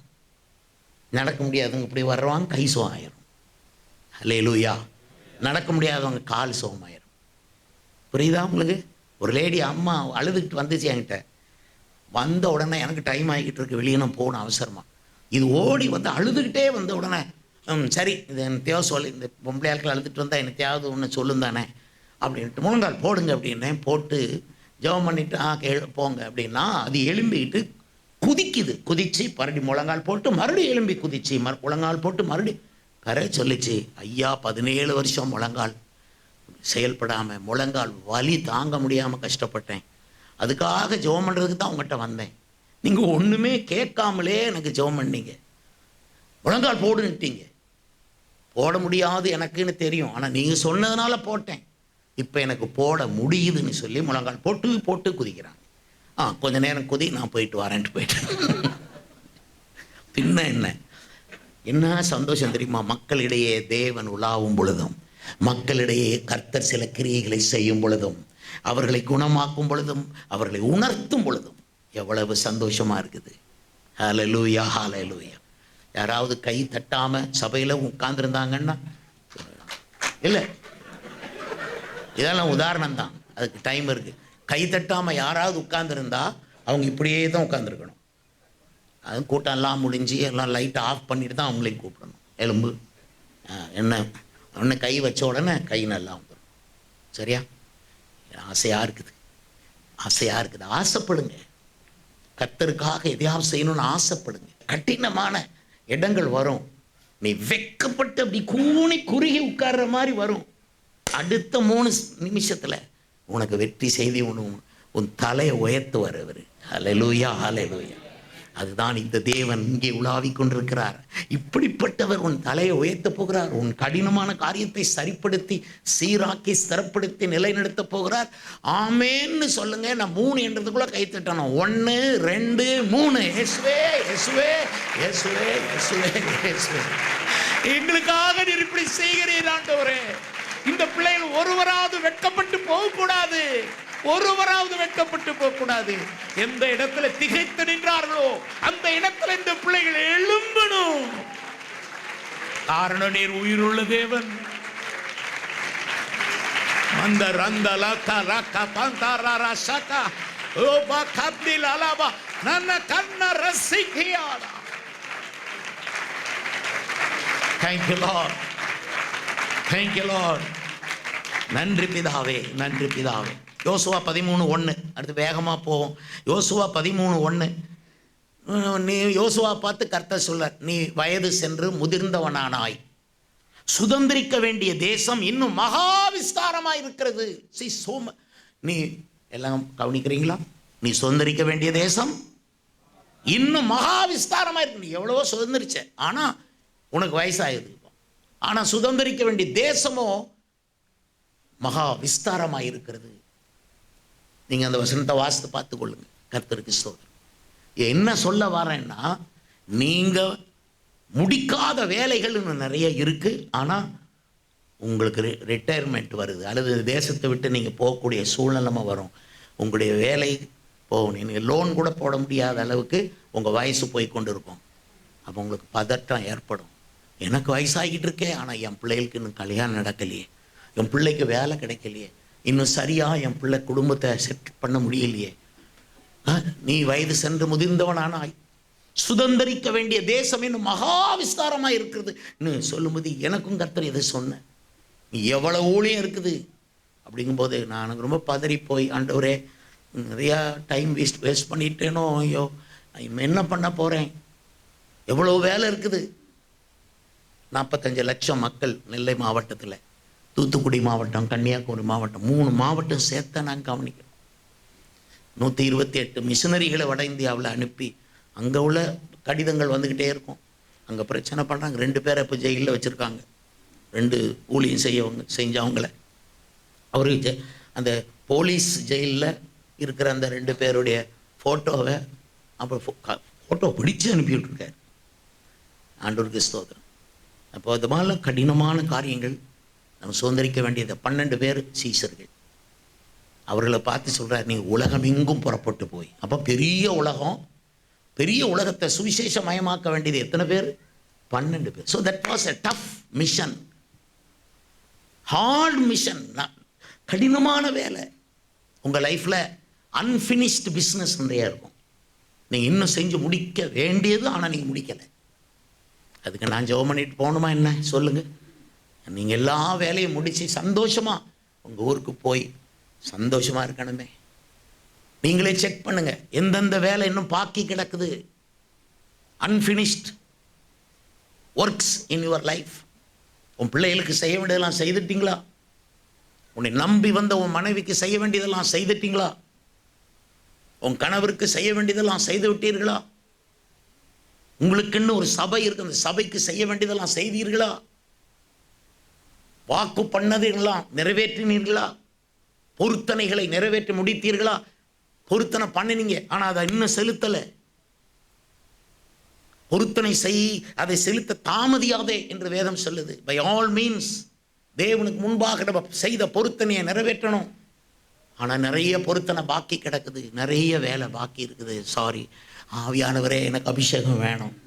2 கை உயர்த்தி எனக்கு அபிஷேகம், புதிய அபிஷேகம் வேணும்னு ஒரு வார்த்தை சொல்லிட்டு கை கீழே போடுங்க. 2 கைகளை உயர்த்தி சொல்லிடணும். சரியா? 2 பேரும் இந்த முடியாத வேலையிலெல்லாம் நான் தீவிரமாக முடிக்கிறதுக்கு எனக்கு வேகமும் அபிஷேகமும் வேணும். ஆமேன், ஆமேன், ஆமேன். கர்த்தருக்கு ஸ்தோத்திரம். அப்போது நீங்கள் ரோமர் 1:14 வாசித்து பாருங்கள். பவுல் சொல்கிறார், கிரேக்கருக்கும் மற்ற அந்நியருக்கும் ஞானிகளுக்கும் மூடருக்கும் நான் கடனாளியாக இருக்கிறேன். சுவிசேஷம் அறிவிக்க யாரெல்லாம்? 4 வித டைப்பு. என்னென்னலாம் சொல்கிறார் அவர்? கிரேக்கருக்கு அது ரொம்ப கஷ்டம், அவன் கேள்வி கேட்டே இருப்பாங்க. சாக்ரட்டிஸ், அரிஸ்டாட்டில், பிளாட்டோ இவங்கெல்லாம் இருந்த இடம் அது. அவங்கள்ட்ட கடினம்தான், ஆனாலும் அவர் சுவிசேஷத்தை அறிவித்து கிரேக்க சபைகளை உண்டாக்கினார். கிரேக்க விதவைகள் சபையிலே இருந்தாங்க. டஃப் மினிஸ்ட்ரி அவர் எடுத்தார். கிரேக்கர்கள் பரவாயில்ல, அட்லீஸ்ட் விளங்கும். அடுத்த கோஷ்டி கிரேக்கருக்கும் மற்ற அந்நியருக்கும் ஞானிகளுக்கும். ஞானிகளுக்கு பிரசங்கம் பண்ணலாம், எனக்கெல்லாம் ஞானிகளுக்கு பேச தான் ரொம்ப ஆசை. ஆனால் அடுத்த வார்த்தை என்ன வருது? மூடருக்கும் நான் கடனாளியாக இருக்கிறேன். இது யாரு? வந்து உட்காந்துருவாங்க, ஐயா நீங்கள் இப்படி சொன்னாலும் விளங்காது, அப்படி சொன்னாலும் விளங்காது, ஒன்றும் புரியாது. 100 தடவை சொன்னாலும் அப்பா சார் என்ன சொன்னீங்க? மூடருக்கும் நான் கடன். நான் இருக்க திருநெல்வேலியில் வருவாங்க ஆட்கள், நிறைய வருவாங்க. அவங்க அவ்வளோ கஷ்டப்பட்டு நான் பேசுவேன், ஒன்றுமே புரியாது. ஒரு தடவை ஒரு பப்ளிக் மீட்டிங்கில் நான் பிரசங்கம் பண்ணிவிட்டு அப்படியே ஆல்டர் கால் கொடுத்த ஒரு 300 பேர் முன்னால் வந்தாங்களா. அப்போது ஒரு பிராமண ஆள் வந்து நிற்கார். அவர் வந்து வேஷ்டி போட்டிருக்காரு, மேல் சட்டை இல்லை, பூநூல் எல்லாம் விபூதி, எல்லாம் விபூதி. முன்னால் நின்று அப்படியே பார்த்து நிற்கார். எனக்கு ஆர்வத்தில் அவர்கிட்ட கீழே இறங்கி போய், ஐயா நான் பண்ண பிரசங்கத்தில் எது உங்கள் மனதை தொட்டது இந்த மாதிரி கேட்டால் அவர் சொன்னார், ஐயா நீங்கள் 1.5 மணி நேரம் சொற்பொழிவாற்றினீர்கள், எனக்கு ஒன்றும் விளங்கவில்லை அப்படின்னு சொன்ன உடனே தூக்கி வாரி போட்டுச்சு. எனக்கு ஒரு இந்துவுக்கு விளங்காத பிரசங்கத்தை பண்ணதுனால தானே இந்தியா விளங்காமல் போய்கிட்டு இருக்குன்னு நான் நினச்சிக்கிட்டேன். நம்ம எல்லாம் அந்த கிறிஸ்டியன்ஸுக்கெல்லாம் நல்லா புரிகிற மாதிரி பேசுது, அந்த பாவம் அந்த மனுஷன். அப்புறம் இவர் எப்போ கேட்டேன், அப்படியானா புரியலையே, அப்புறம் எப்படி முன்னால் வந்தீங்கன்னு கேட்டால், ஐயா நான் பின்னால் அந்த மரத்துக்கு பின்னால் உட்காந்துருந்தேன், நீங்கள் பிரசங்கம் பண்ணது விளங்கலை, இப்போ சொற்பொழிவாற்றினது விளங்கலை, நீங்கள் எல்லாரும் எழும்பி நிற்க வைத்து பிரார்த்தனை செய்கிறீர்களோ இல்லையோ, அப்பொழுது நான் பார்த்தேன் சாட்சாத் ஏசுநாதர் சுவாமி அப்படியே வானத்திலிருந்து இறங்கி வந்து உங்கள் வலது பக்கத்தில் நின்று சிரிச்ச முகத்தோடு என்னை பார்த்து கையை நீட்டி மகனே வான்னு கூப்பிட்டாரு. அந்த ஏசுநாத சாமி கூப்பிட்டதுனால அல்லவோ நான் இங்கே வந்தேன் அப்படின்னா நான் சொல்லவே இல்லை. வலது பக்கத்தில் வந்தீங்களோ, முதலே சொல்லியிருக்கக்கூடாது, கொஞ்சம் நல்லா பிரசங்கம் பண்ணியிருப்பேனே. அப்போ அவர் சொன்னார், 15 வருஷத்துக்கு முந்தையே உன்கிட்ட சொல்லிட்டேன், உன் வலது பக்கத்தில் உனக்கு நிழலாக இருப்பேன்னு. நீ உன் வாழ்க்கையில் அதை சம்மந்தப்படுத்தலைன்னா என்ன பண்ண முடியும்? சொல்லிட்டு நமக்கு புரிகிற மாதிரி பேசுவார் அவர், உங்களுக்கு புரிகிற மாதிரி அவர் பேசுவார், மூடனுக்குமே புரிகிற மாதிரி பேசுவார். நான்லாம் அப்போ நிறைய பேர் விளங்காதவங்க வருவாங்க. ஒரு அம்மாவுக்கு போய் நிறைய 3/4 மணி நேரம் இயேசுவை பற்றி சொல்லிவிட்டு, அம்மா நீங்கள் இயேசுவை ஏற்றுக்கொள்கிறீங்களா? நான் ஏன் உங்களை ஏச போகிறேன், ஆனால் என்னை யாராவது ஏசுனா சும்மா விட மாட்டேன்னு இல்லை, நடந்துட்டோம் வேகமாக. அப்போ பாருங்கள், 3/4 மணி நேரம் பேசும்போது அந்த அம்மா நல்ல தலையை ஆட்டி ஆட்டி கேட்குது. இதெல்லாம் சபையில் இருக்கிறவங்கள தான் சொல்கிறேன். அது பேச பேச அது வாட்டில் கேட்கும். கடைசியில் அது வேறு மாதிரி பிளானில் வந்திருக்கும், வேறு மாதிரி அண்டர்ஸ்டாண்டிங்கில் போகுது. மூடு இருக்கு. ஐயோ 10 தடவை பிரசங்க ஞானஸ்நானம் எடு எடு எடுன்னு தலையை முட்டிக்கிட்டாலும் அவங்களுக்கு அப்படியா எடுப்போம். இப்போ இல்லை, பாரு, கல்யாணத்துக்கு அப்புறம், கல்யாணம் ஆகி அப்புறம் குழந்தை கிடைக்கட்டும் அப்புறம் எடுப்போம். அதுக்கப்புறம் பிள்ளைக்கு கல்யாணம் வச்சுட்டு தான் ஞான ஸ்நானம். அதுக்கப்புறம் சாகிறதுக்கும் செத்து அதுக்கு முந்தின நாள் ஞான ஸ்நானம், குளிப்பாட்டி பெட்டிக்குள்ளே வச்சோம். பாஸ்டர் இதெல்லாம் இப்போ சொல்லாங்க பாஸ்டர், பயமாக இருக்குது. நான் எப்போவுமே சொல்லுவேன், நீ கர்த்தருக்கு பிரியமாக நடக்கலை, பெட்டி ரெடி. எல்லாத்தையும் தானே சொல்லணும், என்னம்மா அதை நான் அவாய்ட் பண்ணிட்டா போகிறோம். ஆனால் மரணத்தை ஜெயித்த இயேசு, ஹல்லேலூயா, நம்முடைய நடுவில் இருக்கிறார். கடினமான காரியத்தை சரி பண்ணி உங்களுக்கு தருவார். கர்த்தருக்கு ஸ்தோத்திரம் உண்டாவதாக. இப்போது 2 விஷயத்தை சொன்ன பிறகு பாஸ்டர் பீட்டர்சன் வந்து நம்மளெல்லாம் ஜெபத்தில் நடத்துவார். நானும் ஜெபம் பண்ணணும், நீங்களும் ஜெபம் பண்ணணும். இந்த கடினதெல்லாம் உடைக்கணும், சரியா? என்னன்னா 15 வருஷத்தை எசேக்கியா ராஜாவுக்கு கூட தந்துட்டார். அது எப்படி தந்தார்? எப்படி தந்தார்? ஆகாசுடைய சூரிய கடிகாரத்தில் 10 பாகை பின்னிட்டு போக வச்சார். சார், காலங்களை பின்னு கொண்டு போறார். இது நமக்கு கடினமான விஷயம் தானே. உங்களுக்கு ஆசை இருக்கா உங்கள் காலங்களில் ஒரு 10 வருஷத்தை பின்னுக்கு கொண்டு போனால் நல்லா இருக்கும்ல? ஒன்று சொல்ல மாட்டேங்கிறீங்க. ஆமாம் பாஸ்டர், 10 வருஷம் பின்னுக்கு கொண்டு போனால் இந்த இப்போ கட்டி வச்சுருக்கேனே, இந்த லேடியை கட்டியிருக்க மாட்டேன், கேர்ஃபுல்லாக இருந்துட்டு எஸ்கேப் ஆகிடும் பாஸ்டர், பின்னால் கொண்டு போங்க லைஃப்பை. எனக்கு ரொம்ப ஆசையாக இருக்கும், ஆண்டவரே டேக் மீ பேக் பிஹைண்ட். காலங்களில் பின்னால் 10 பாகையை ஆண்டவர் ஒரு மனுஷனுக்காக, ஒருத்தன் கண்ணீர் விட்டு கர்த்தரை நோக்கி ஜெபம் பண்ணதுனால காலத்தை அப்படி கொண்டு போனவர். உங்களுடைய காலத்தை பின்னுக்கும் அவரால் கொண்டு போக முடியும், முன்னுக்கும் கொண்டு போக முடியும். காலங்களையும் வேலைகளையும் மாற்றுகிறவர் நம்முடைய கர்த்தர். ஹல்லேலூயா. நம்முடைய காலங்கள் அவருடைய கரத்தில் இருக்கிறது. இதில் ரொம்ப சந்தோஷம். உங்களுடைய காலங்களை கர்த்தர் பின்னால் கொண்டு போய் உங்களை நல்ல ஒரு பலமுள்ள விசுவாசியாய், இளமையான விசுவாசியாய், என்ன சுறுசுறுப்பான ஆளாய். இப்போ இருக்கிற பலவீனெல்லாம் இருக்காது, இப்போ இருக்கிற அந்த பயம் இருக்காது, உள்ள அவயவங்களெல்லாம் பாதிக்கப்படாமல் ஒரு 10 இயர்ஸ் பின்னால் கொண்டு போனான். இது கடினமான ஒரு விஷயம். இன்னைக்கு நம்ம ஜெபம் பண்ணோம், ஆண்டவரை பின்னால் கொண்டு போங்க எங்கள் லைஃப்பை. I don't know how this is going to happen, but something the Lord wants to speak with you. கர்த்தருக்கு ஸ்தோத்திரம் உண்டாவதாக. அருமையானவர்களே, ரொம்ப கடினமான நிறைய விஷயங்களை நாங்கள் பார்க்கிறோம். இப்படி ஒரு கூட்டத்துக்கு பாஸ்டராக இருப்பது கொஞ்சம் கடினம்தான், ஆனால் ஈஸி. நாங்கள் 17,500 பேர் சபை அங்கத்தினர்கள்.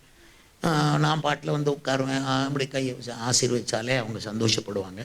ஒரு அம்மாட்ட, அம்மா அங்கே வாங்க, அம்மா புதுசாக சபைக்கு வரீங்களான்னு கேட்டேன். ஐயா நான் 8 வருஷமாக சபைக்கு வந்துக்கிட்டு இருக்கேன். ஐயா 8 வருஷமாக வரீங்களா?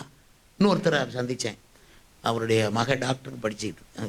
ஐயா உங்களை நான் பார்த்ததே இல்லையே, சபைக்கு சமீபத்தில் வந்தீங்களா? ஐயா 30 வருஷம் வாரேன். 30 வருஷம் வந்தவங்களே ஆள் தெரியாமல் நம்ம கூட்டத்துக்குள்ளே வந்து உட்காந்துட்டு போகிறேன்.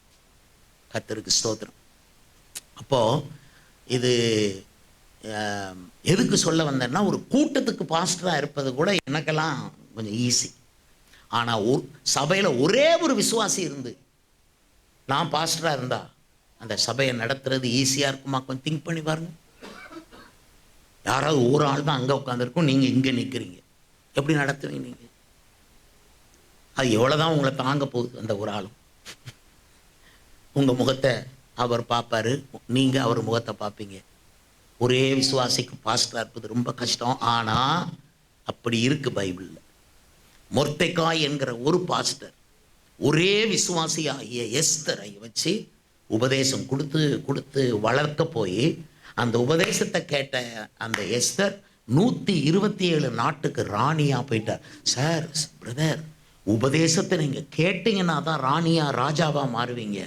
அப்படி உபதேசம் கொடுக்கக்கூடிய கூட்டங்கள் தான் இந்த கூட்டங்கள். அல்லேலூயா. அவசர அவசரமாக உங்களுக்கு மொத்தம் 3 பாயிண்ட் சொல்லிட்டு உங்களை அனுப்புறது கிடையாது.